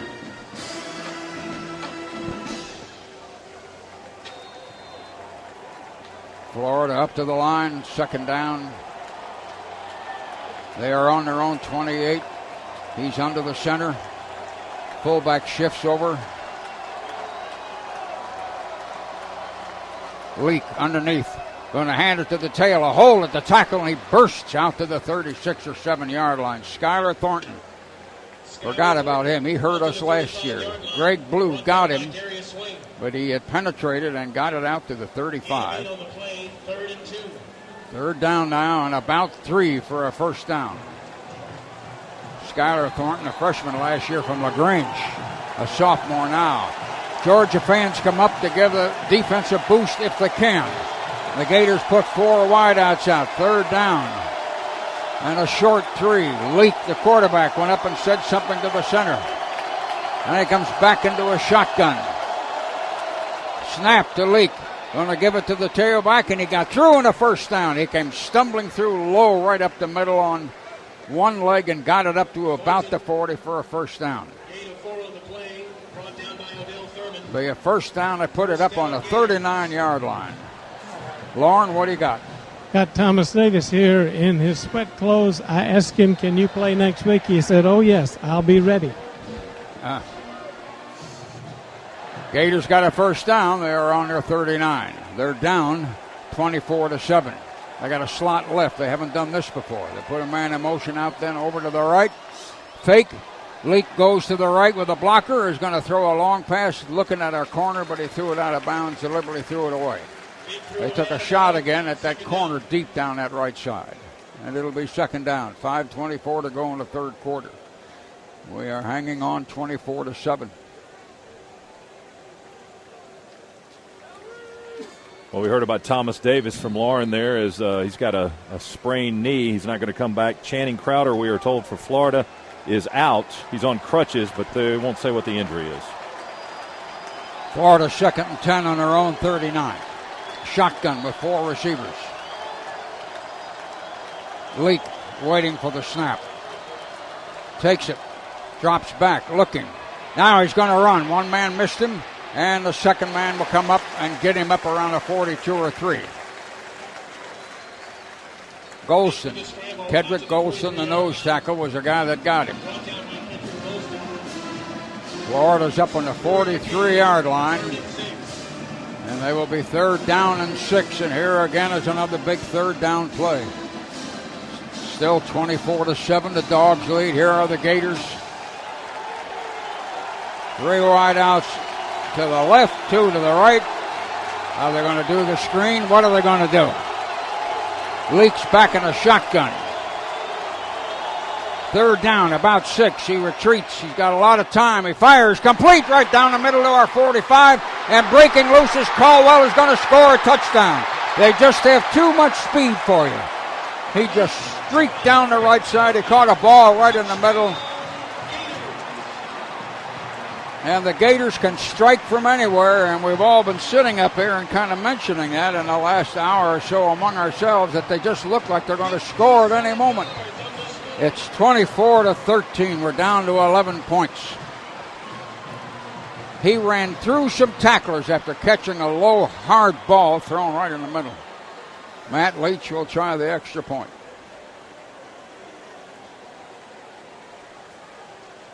24-13. The extra point is going to be up in there, and the kick is good, and it's 24-14, and now you got a 10-point game. And the question now is, do we have enough steam left to mount some kind of an offense? Let's take a quick SEC timeout on the Georgia Bulldog Radio Network. Well, Florida answers Georgia's 3 with 7. A 57-yard touchdown pass from Chris Leak to Andre Caldwell. And he did have some blazing speed down that far sideline. They go 72 yards in 6 plays. It's 24-14 now. Georgia by 10 over Florida with 4:29 to go in the third quarter. Let's pause for station identification. This is the Georgia Bulldogs Radio Network. Journal-Constitution says Maryland is 20-10 over FSU in the third quarter.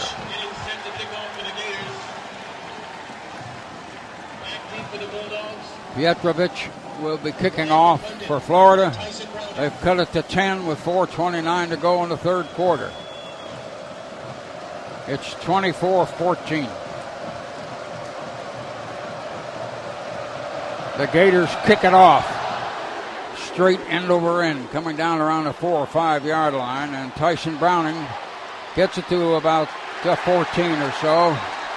Try to get over by the right side. Webb, the cornerback, and then 2 or 3 others hit him. Caught a ball inside of the 5, but could only return it about 10 or 11 yards. And so the field position is not good. Officials are discussing something now. Let's see. Flag drop across. It's on us, I believe. Yeah, Florida's saying it's on us. Things are starting to go a little bit the other way. Going to be a penalty on us. We are retreating the other side of the 10. There's a block in the back, but you couldn't hear the official's microphone, so that's going to be half the distance inside the 10. Well, Georgia's done really a good job without the penalties today. That's only their third. That one didn't come at a good time, obviously. Last 3 games, Georgia had 34 penalties for 282 yards. Today, only 3 for just a little over 20 yards. Well, now we're way down on our own 7.5. We got a long drive in front of us. Green, play action fake, goes down the sideline. Couldn't hold on as he got hit on the 32. Reggie Brown going down the side. It was dropping low in front of him. Herring, a free safety, was a guy that was hitting him. Reggie kept his feet and kept coming, trying to hang on to it, and couldn't do it. It'll be second down. We desperately need a drive. We really do. It's 24-14. We got the 24. And our leading tackler, Thomas Davis, is out of the lineup. But Florida's big linebacker is out of the lineup, too. We got 3 wideouts. Green goes back to the goal line to pass down the middle. And Reggie dropped the ball before he got hit. He was wide open out around the 25. Dropped the pass and got hit a second later by Kyle Jackson, the corner. And it'll be third down. What I'm scared of is that the Gators are going to come alive and forget all their troubles of this week and start to play like we all kind of thought they might play in the first quarter. Dogs are third down on their own 7.5. Both sides of the stadium stand up making a lot of noise. 3 wide out shotgun. Green looking, going to the sideline. It is complete, but Gibson can't get the first down. I don't think he went out up around the 17. It's going to be close, but he didn't get it to the 17.5, I don't believe. Wow. Caught a ball over on the sideline, got about a 9 or a 9.5 yard gain.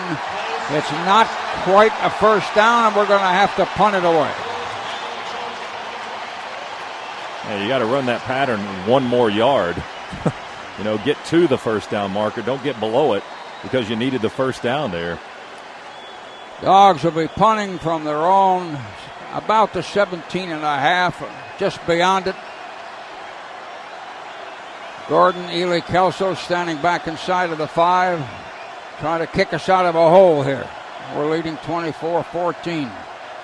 Florida stacked up the line a little bit. Then he got his kickoff. Long kick. And Florida's man deep back on the 23-yard line. Burnell Brown down the far right sideline and out of bounds over there on their bench around the 40-43. They can flat run. 59-yard punt and a quick 20-yard return. They have so many guys that look like trackmen. It's always that way, though, every year. The Gators are already lining up.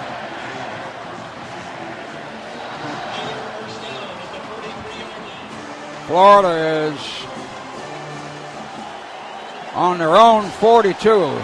Gordon Ely Kelso really booted that ball, but we couldn't get down to cover it. They're in a shotgun. Watch the bubble screen. Yeah, there it is. They completed over to the right side where everybody was standing, and he stepped out of bounds around the 47. They maybe only got about 4 yards. He had 3 men over there. Leak dumped it out. Leak looking at the sideline, so is facing to get the play. Gavin Dickey's their backup quarterback. That's who they just threw to. He's the guy that caught the ball. Florida, are they coming again? They're out on a 47. It's 2nd down and 6. They're in a shotgun.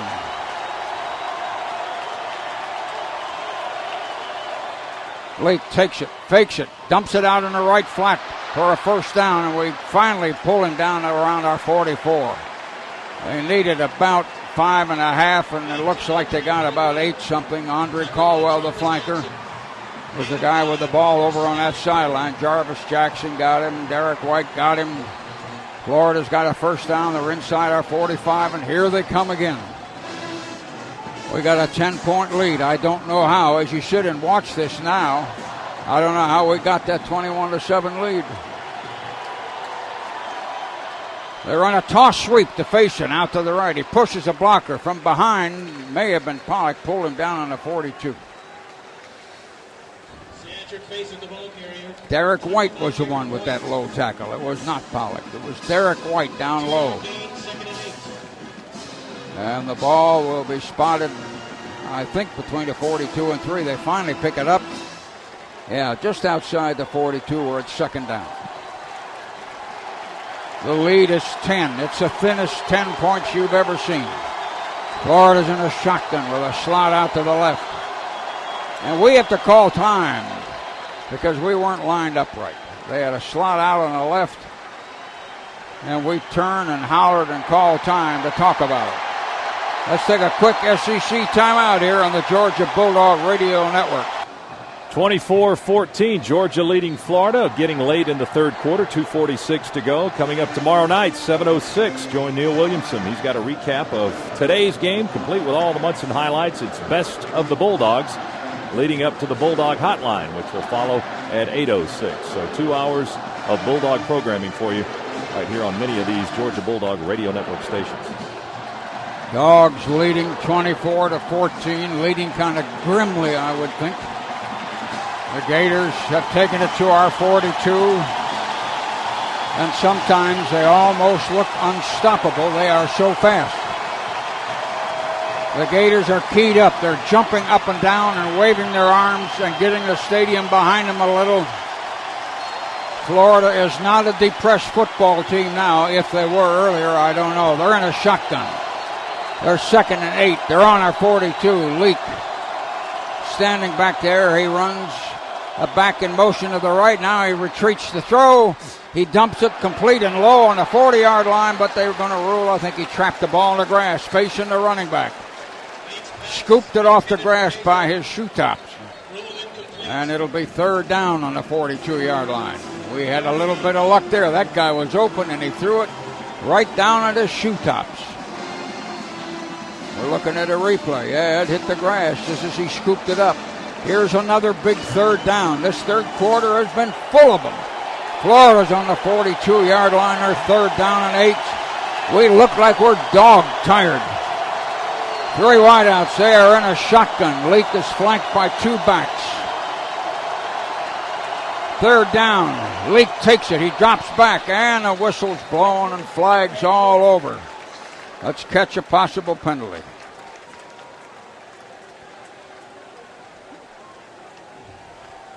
And the Gators might be drawing a penalty, though I'm guessing here. Yeah, it is. Pollock came over by the sideline to make sure we're going to accept the penalty. So the Gators are penalized back to the 47. That's their 6th penalty of the day for 47 yards. Again, Georgia with only 3 penalties today, 22 yards.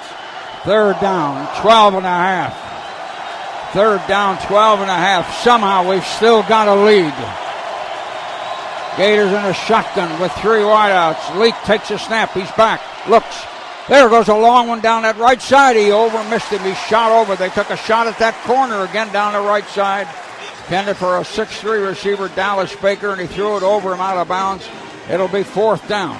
Well, if he had a good throw, he would have had his receiver there because DeMario Minter had slipped and fallen a little bit, so there was some distance between the secondary man and the receiver, but Leak didn't have a good pass on it. 4th down, about 12 and a half. Punt formation. Wilbur of Florida kicking off the right side of his foot, bouncing around the 15-yard line, and the Gators are going to down around the 12. Didn't get a lot of distance with that. He almost shanked the ball, but not quite. Down around our 12 or 13, put it on the 13. So we got the ball, but we're still inside of the 15. 34-yard kick. We're just about the same hole we were the last time they kicked off to us. Dogs are on their own 13-yard line, 1st down. Now, can the offense do anything? Give the defense a little rest. We split 2 men out. We are in an eye. Gators are just about in a 5-man front. Quick handoff to the tailback. We don't block him. They just smother Danny Ware at right tackle. He can't move anything at all. It'll be 2nd and 10. We couldn't block on that side of the line. We change the receiver and run Bailey in there. Take a fullback out. Ball is on the 13 and a half. We gained a half yard. 2nd down. It's almost like they've gotten better against the run without Crowder. Georgia has 8 yards on the ground in this quarter. 3 wideouts. Green underneath. And the Florida lineman leaned in and shoved our center down. Let's see what we got. See what the call is. We're acting. I thought the way Green acted, he's convinced that they committed the foul. If somebody wants to hand us a couple of steps, we'll take it. Penalty on Florida. It's 24-14. Still 2nd down. And so now the penalty will bring the ball up where? To about the 19 where it's 2nd down. Anything to gain some yards. 2nd down, 4 and a half. Green going to give it to Thomas Brown. They hit him behind the line. We have no blocking now. I'm afraid they might be taking over the line of scrimmage.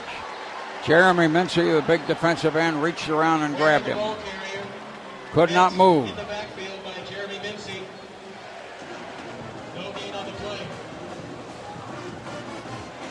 We didn't have any gain at all.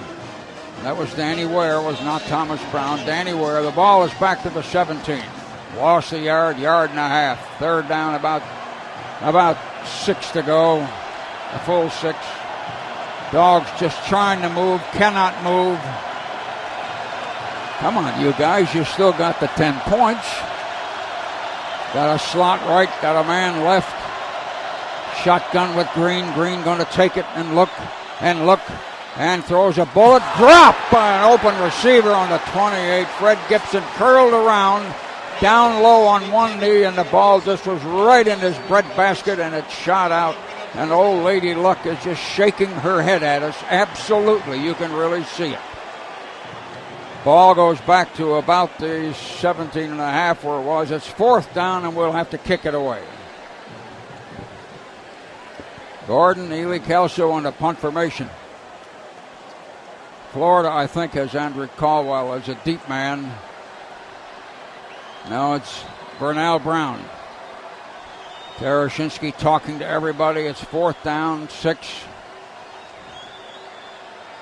The snap is all right, and the kick is up. Good long. Ely Kelso punt, long spiral to the 31, and the first man down hit him. Great punt and great coverage. Mike Gilliam, a junior from Tallahassee. 52-yard punt and minus a yard return. Again, Ely Kelso has kicked us out of a hole, and we covered it well. Gilliam really got down there.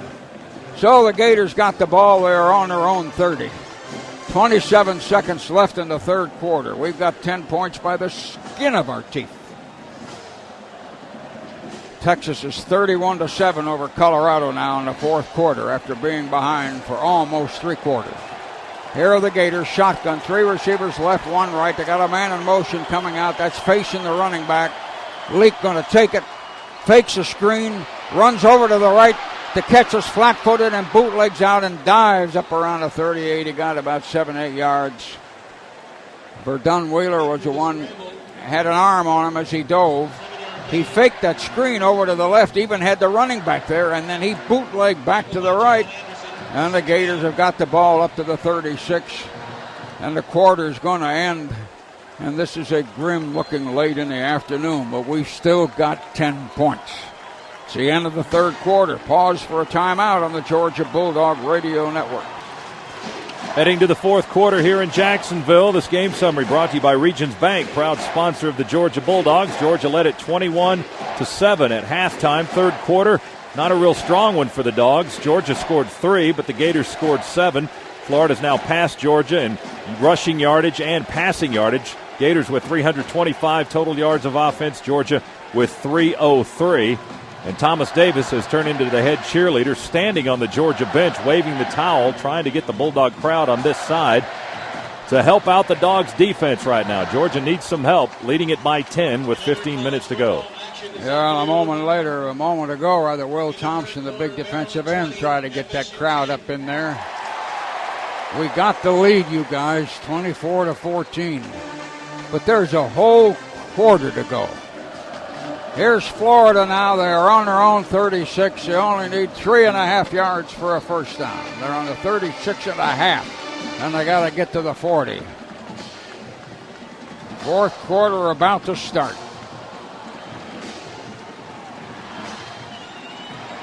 The Gators up to the line on the 36.5. 24-14. We're still leading. Remember that.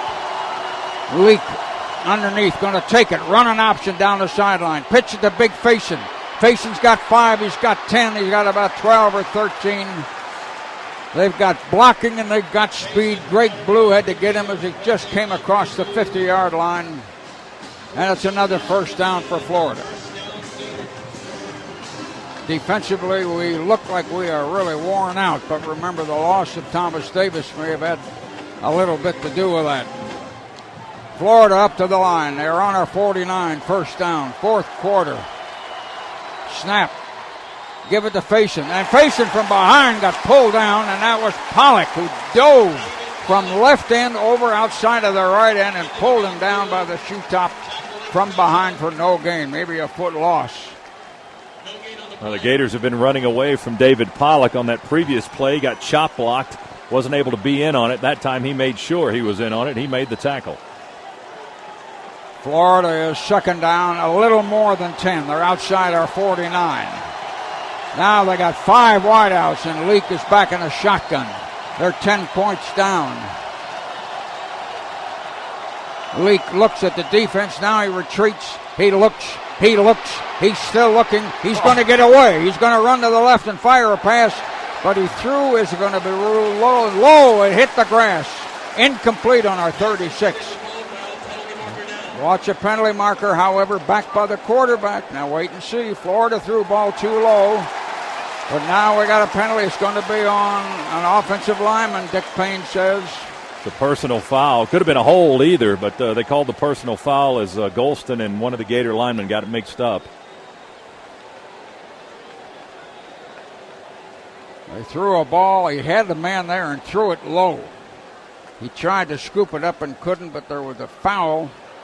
A penalty committed a second or so after he threw it, and let's see what we got. It wasn't a dead ball either. They should be from the line of scrimmage. I think that may be what the officials are talking about, where the mark off the foul. Step off will go against the Gators. Personal foul. Personal foul. Number 68, offense, 15-yard penalty. 15 Remains yards. Second down. 15-yard penalty against the Gators.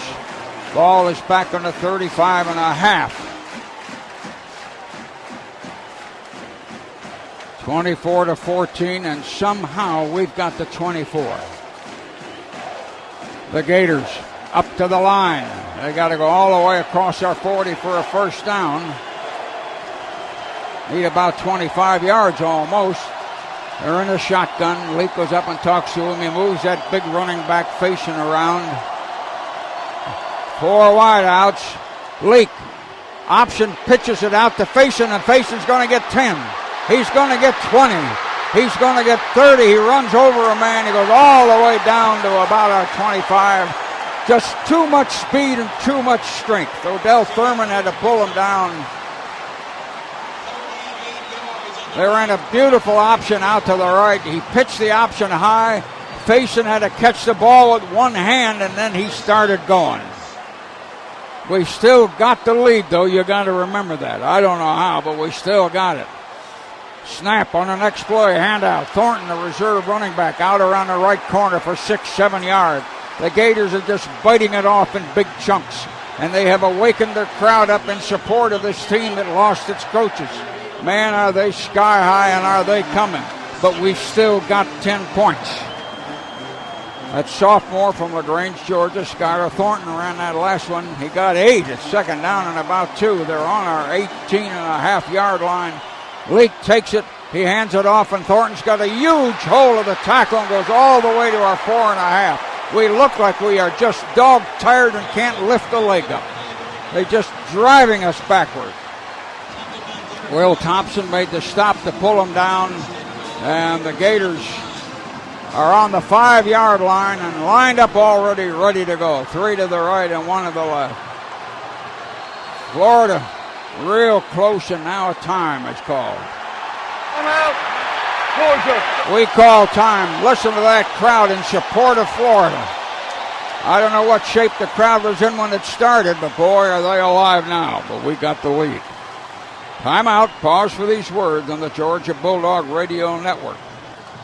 24-14, Georgia with a slim 10-point lead here in the fourth quarter, but the Gators threatening to reduce the deficit a little bit as they are on the 5-yard line with a first and goal. Florida's coming out. Will Thompson asked our students again to come up and help us.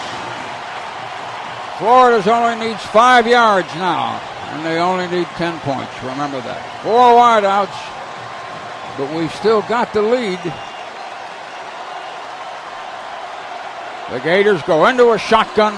Leak standing up on the 10-yard line. And he fakes it, he keeps it, and dives, and he's going to be on about the 2.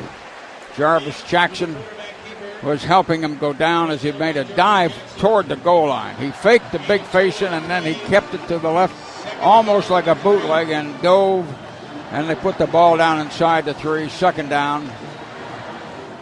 We take pieces of that tired defense, and we shuffle them in and out. The Gators, quickly, they run up to the line. They're in a power eye set, and they give it to the tail, and now Leak has got it, and he throws a touchdown pass in the corner.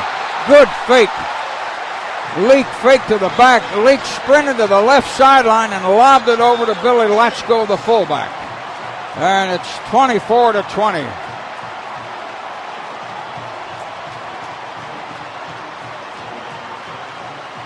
Everything they do, it moves so quick.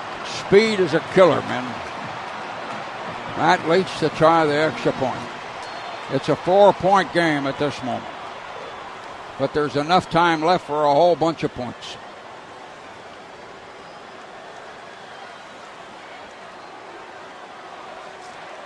Leach to try and make it a 3-point game, and the kick is up. The kick is good. And it's 24-21. There's still 12 minutes. Timeout. Let's pause for these words on the Georgia Bulldog Radio Network. Gators go 70 yards in 8 plays. Leak to Latchko, 3-yard touchdown pass, 24-21.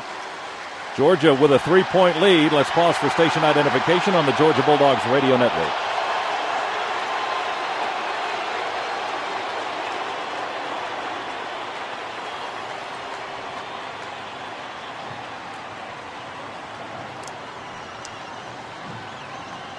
With Browning and McClendon as the deep men, and the Gators, Piotrowicz, the straight-ahead kicker, will be kicking off. It's 24-21. Boy, are they coming. And the stadium's trying to come with them. But you never give up. Piotrowicz kicks it very high, a little shorter. Not much. 2-yard line, Browning to the 10. Hit very hard on the 14. We just can't cross the 15 on that kickoff. Well, we got 85 yards and a fraction to go. It's 24-21. Now, is their defense still going to be sky high again? All those people that made all those remarks and cracks about all those fired coaches, they have come alive. They've got that team just sky high. Georgia splits 2 men left and 1 man right. David Green's going to be in a shotgun. We're on our own 15, maybe an inch inside of it. Snap to David Green. Looks. Coming out here running. Green's going to run 10, 12. He's going to throw to Reggie Brown. And Reggie Brown caught it on the 40. And they pull him down on the 33. Reggie Brown got behind him. Green threw on a run. Came across the left. Threw it from about the 13-yard line. And Reggie Brown was pulled down by Kyle Jackson, a corner. You see, you're still alive. It ain't by much, but you're still alive. How about that? Green looking like Chris Leak on that play. I think everybody thought he was just going to get rid of it and throw it away, but he just threw it deep and knew Reggie Brown would go and get it. He was beyond the 2 defenders for Florida. 51 yards. We are on our 34. First down. We got a slot right. 1 man left. We got a first down on their 34. And we're going to hand it off. Thomas Brown at right tackle, and he got maybe 3. Schuyler, a fine-looking freshman linebacker, was the guy that made the stop on the play. And we are going to be down just inside of the 31. Second down, maybe 6.5 or so. Got more than 11 minutes to play. Green threw on a run coming out toward the left sideline, and Reggie got behind him and caught one. 3 wideouts. Backs are in an eye. We're just outside of their 30. Green, play action fake, looking, fires to Reggie Brown, complete, down on the 16-yard line, and he got pinched right away by Demetrius Webb, a cornerback. So Green and Reggie Brown have brought us down to their 16-yard line where it is first down. We're ahead 24-21. Bailey and Gibson go out to the right. Reggie Brown is to the left. We're on their 16-yard line. Lead has been cut to 3. Green looks at everybody. Gets back down behind the center. We're in an eye. Going to give it to the tail. And he broke off. And little Brown is fighting his way. He got over the 10 and is driven back. He maybe got to the 8. Let's see. Corey Bailey, the strong safety, one of the first guys that grabbed him. Had a good ball fake that time by Green, and we had a hole at left guard and left tackle. And Brown brought the ball down inside of the 8 by about 8 inches, so it's second down and 2. We're inside of the 10. It's 24-21. Reggie Brown goes out to the right. We're in an eye. The Gators are almost in a 5-man line because the linebacker's up in the corner. The tight end is in motion, and we are going to hand it off, and they'll knock us down for a loss and drive us backwards 5 yards. Led by Harris, a linebacker. Brown tried to get out to the left. We have no blocking there, and they drove us back for a loss to the 10. We must be, I'm guessing I know, but we must be dog tired. We're on the 10, it's third down. 4 for a first down, 10 for a touchdown. Danny Ware and Fred Gibson come back in.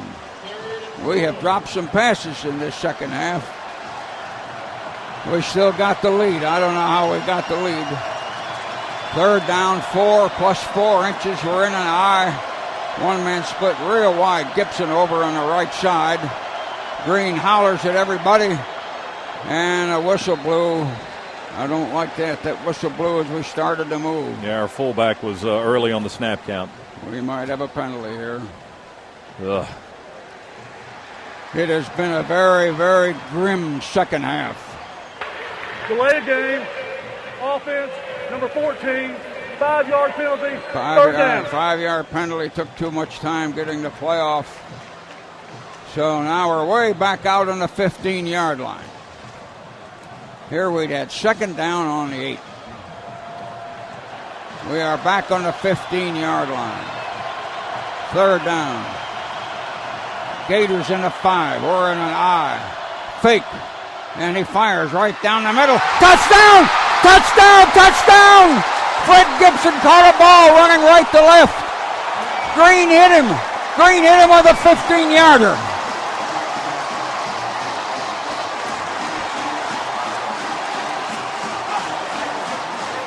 He was barely inbounds on that back sideline, on that back line.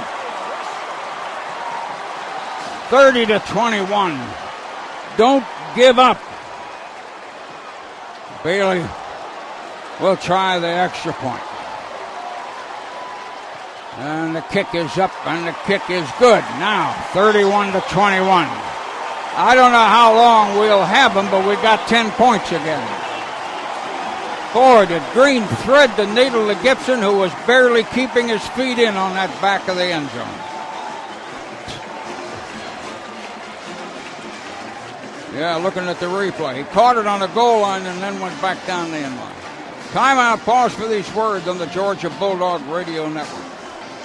I can imagine the emotion over there on that far sideline when they huddle. The coaches. 8:34 to go in the game. Georgia up by 10, 31-21. The Dogs go 85 yards in 6 plays. On 3rd and 9, David Green hit Fred Gibson. A 15-yard touchdown pass. Gibson finally gets a touchdown against the team that he originally committed to out of high school, the Florida Gators. That's his first ever touchdown against Florida. That's the 3rd on the day for Green, which now ties him with Eric Zier for the most touchdown passes in Georgia history at 67. Brandon Couture will kick off again. He's done a lot of kicking off today. Florida has Caldwell and McCullum as the deep men. And the kickoff. High, deep, good kick, about 4 yards in the end zone, and they'll down the ball. You got 8 minutes and 37 seconds. There's time for each team to get 28 points. There's so much time left.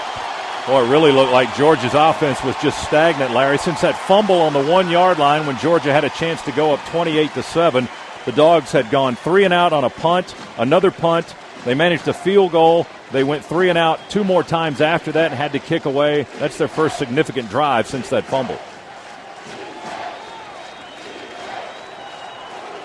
And the Gators now will put it in play on the 20, 80 yards away.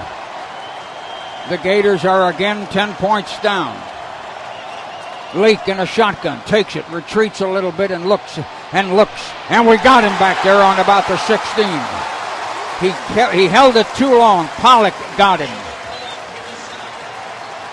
Second sack of the day for Big David. That's 31 in his career now.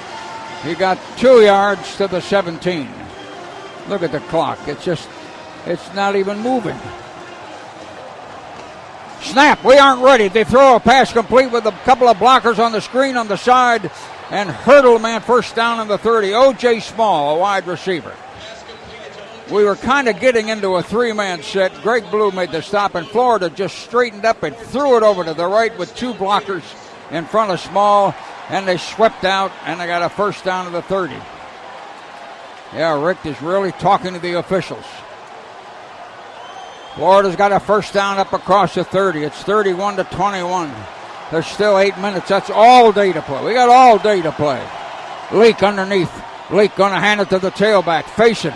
He broke off a couple of tackles and took it all the way out to the 40. We had him on the 32 or 3, and he just with sheer power pulled it away from us. And White and Thurman both on the stop. And we got somebody down. That's Faison. He's down, and he's writhing in pain right now, rolling around on the field. Clock says 7:41. Boy, he is a strong runner. He grabbed his left knee, and this place just got really quiet. Yeah, didn't it? It really did. Both sides of the stadium.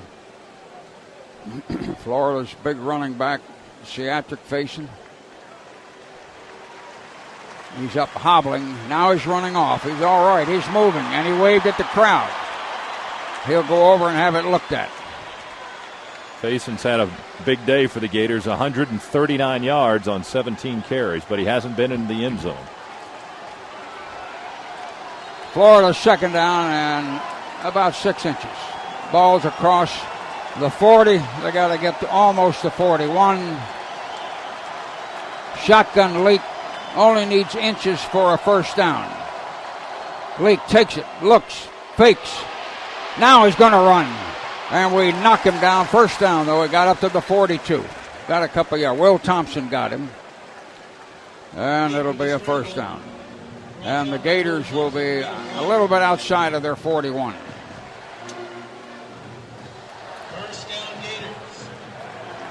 Got to watch those Gators, boy. They're getting that hurry up pretty quick. They got 3 men out right now, 1 left. Are they going to go screen?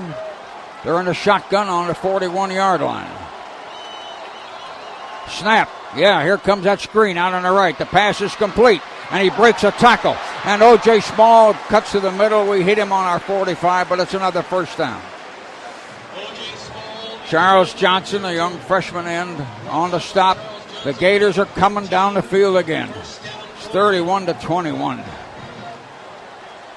Florida is out on our 45, and they're coming down the field.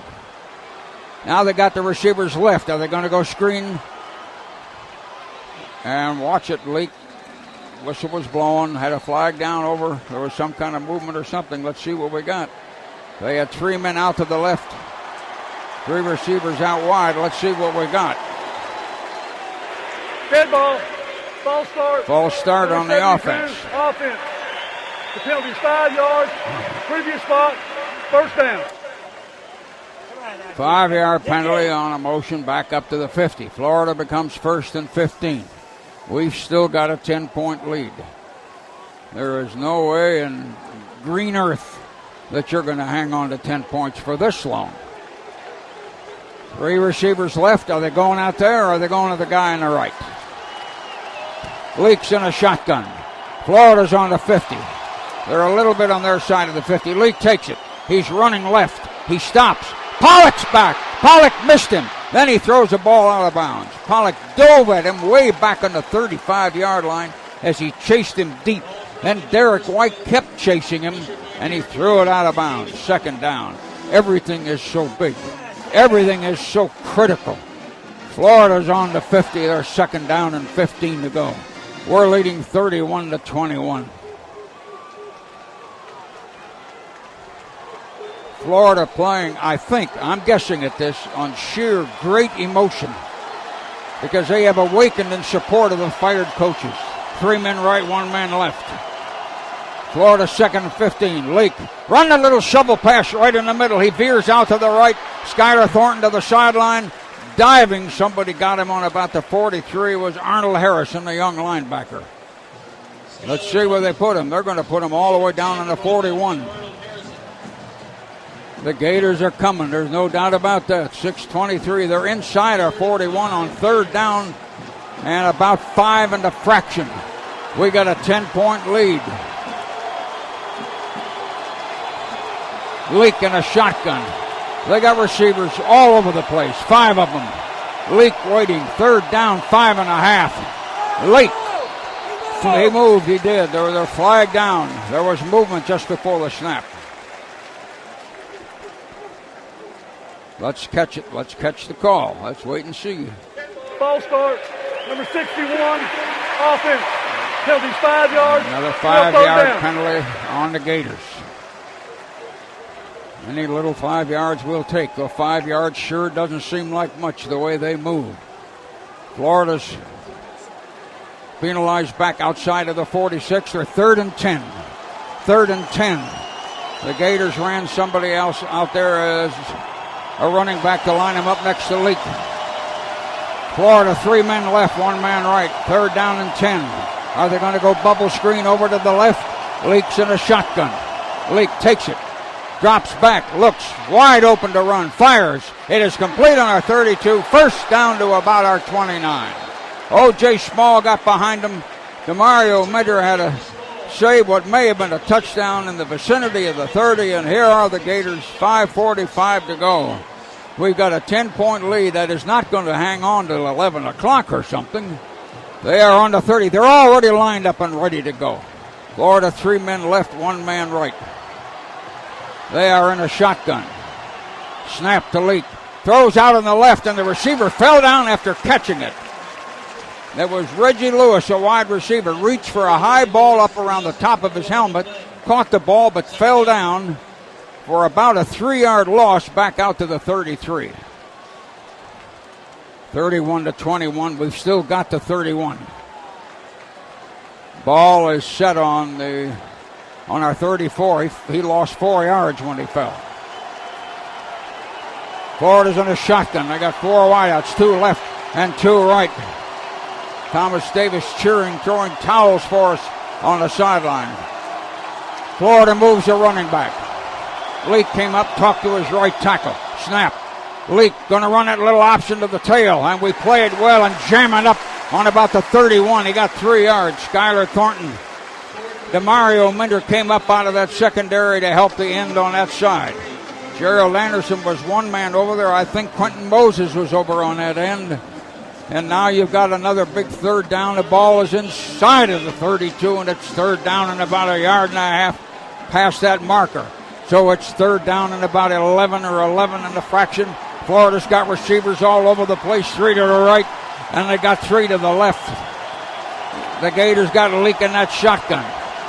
5 wideouts, 2 left and 3 right. Leak takes it. He drops back.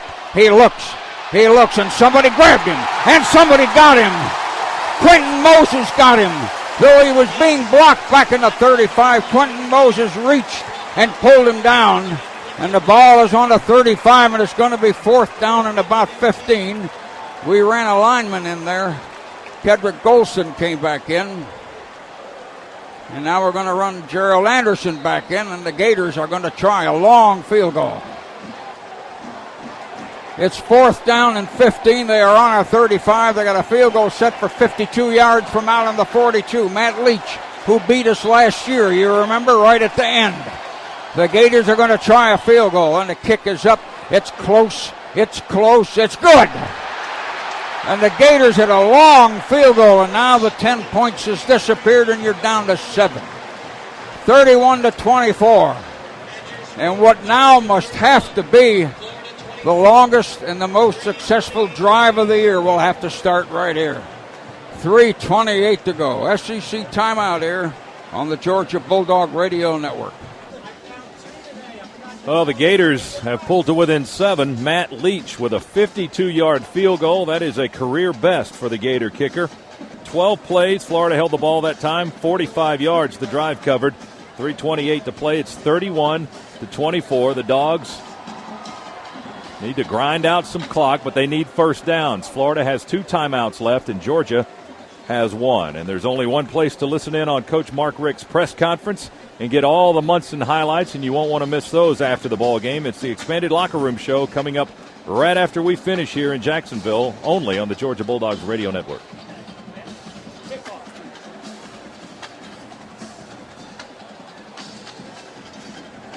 (31-24) with 3 minutes and 28 seconds. That doesn't seem like long. I don't know how long that's going to be because you don't know what we're going to do with it. 3 minutes and 28 seconds. That's a long time.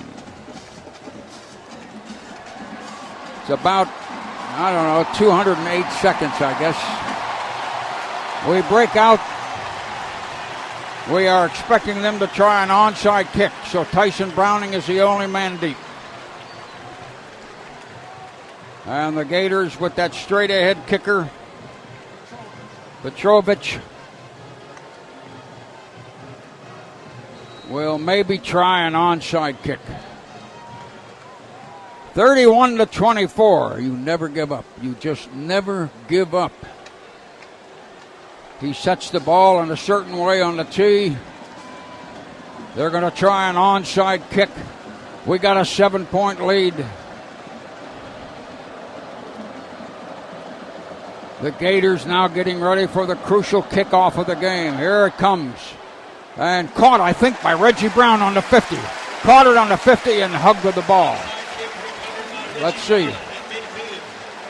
Yes, it was Reggie. Reggie's there with the ball, and there was a little shoving or something 5 yards behind him, but no, nothing came out of it. We've got the ball on the 50. So we got a break on the attempt of the onside kick. We got the ball on the 50. In fact, it's about 11 inches over the 50. We're on the Florida side, 3:28.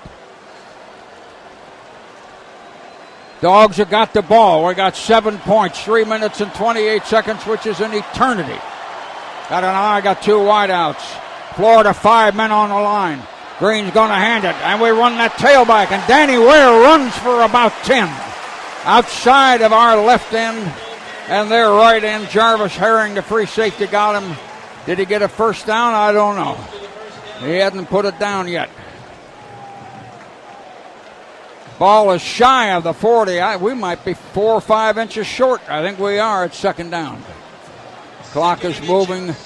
It's a little bit less than 3 minutes now. 2:56, but it's moving. Second down, and I think we need 8 or 9 inches. We walk up to the line just shy of the Florida 40. We got to get it over the 40. Florida 5 men up on the line. We got 1 man split wide to the right, and David Green gives it to the fullback. And they jam him up, and I don't know if we got it. We try to run a fullback at left guard. I don't think we got any push on that side of the line. Todd McCullough, linebacker, threw himself in there. And the official might say no gain. I don't think we got inches. You mean they're even stronger than we are? It's going to be third down and 6 or 8 inches. This is the whole thing. The ball is sitting right outside of the 40. They've got such momentum. We can't push and move him. We got to push and move him. Reggie Brown out to the right. 2:04. Don't give up. We're in an eye. Green underneath looking at that 5-4 setup. He has a tight end sliding in motion. He gives it to the tailback, and the tailback got a first down by maybe 19 inches. Went in the left tackle. Danny Ware crossed over the 40 to the 39.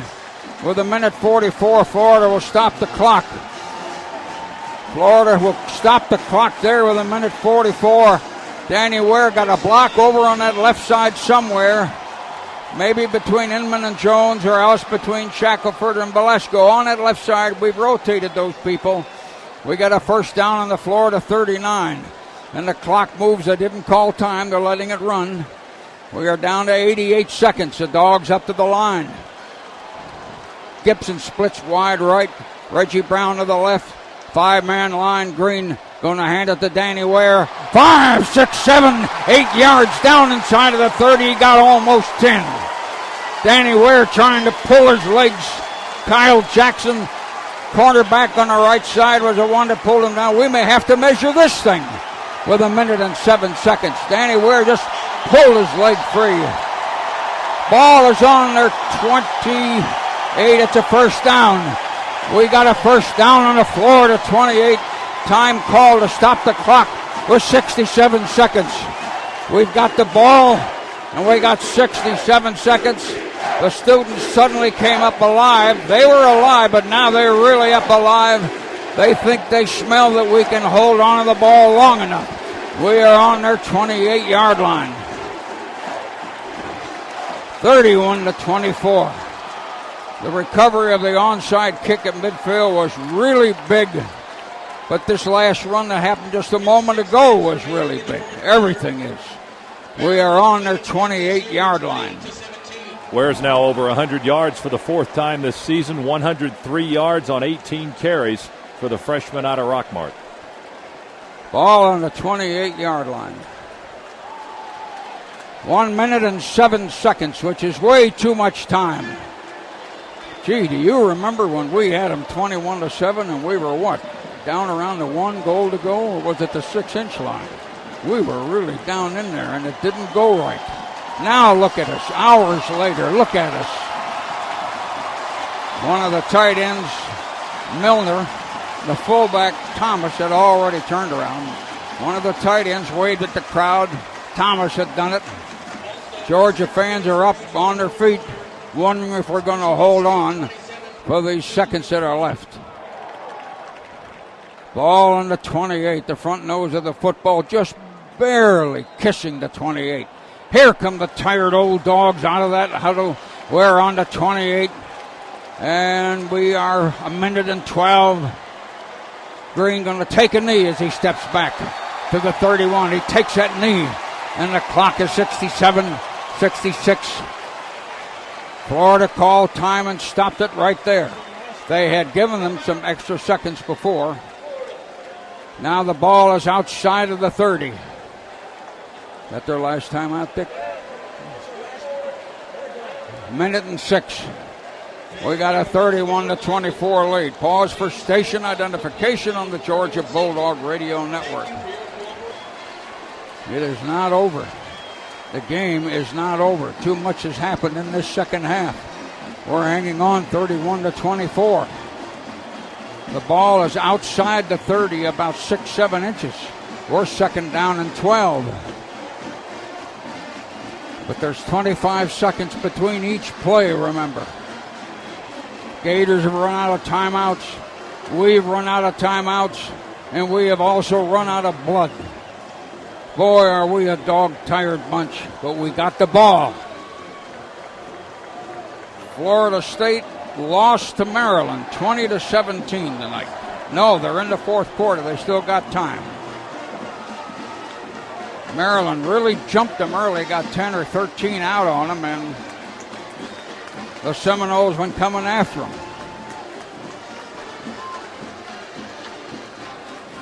Now the dogs want to come out of their huddle and line up. The official said, all right, let's go.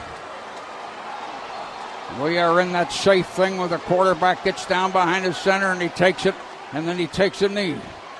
And Green does it right there. This time he goes back about 4 yards. He did a couple seconds ago. Now look at the clocks moving. 59, 58, 57, 56, 55. All these years, the seconds are ticking. 51, 50. We're ahead 31-24. Members of our offense started to jump up and down. Watch the clock. 42 seconds, 40 seconds, 39, 38, 37, 36. You never give up. Never give up. The dogs come out of the huddle. We go into safe set by putting it back way back behind Green. And Green takes it, and Green steps on his knee and takes the ball and walks back. And the official says he wants the ball. And Green goes up and lets him have the ball. And the crowd is breaking out. They'll never keep him off the field, but who cares? We hung on by the skin of something. I don't know what. It couldn't have been teeth. But we hung on and we beat them 31-24. And in the final analysis, what won it? The defense or the offense? A little bit of everything in the second half. Yeah, you're right. Green was really throwing that ball. There's a huge crowd out in the center of the field. The Dogs bench emptied out. I can't believe we won the ball game. It was absolutely gone and away from us and was lying there on the grass. The Dogs have won 31-24, but how? How did they win that ball game? Dogs win by 7. Singular wireless call of the game will be next on the Georgia Bulldog Radio Network.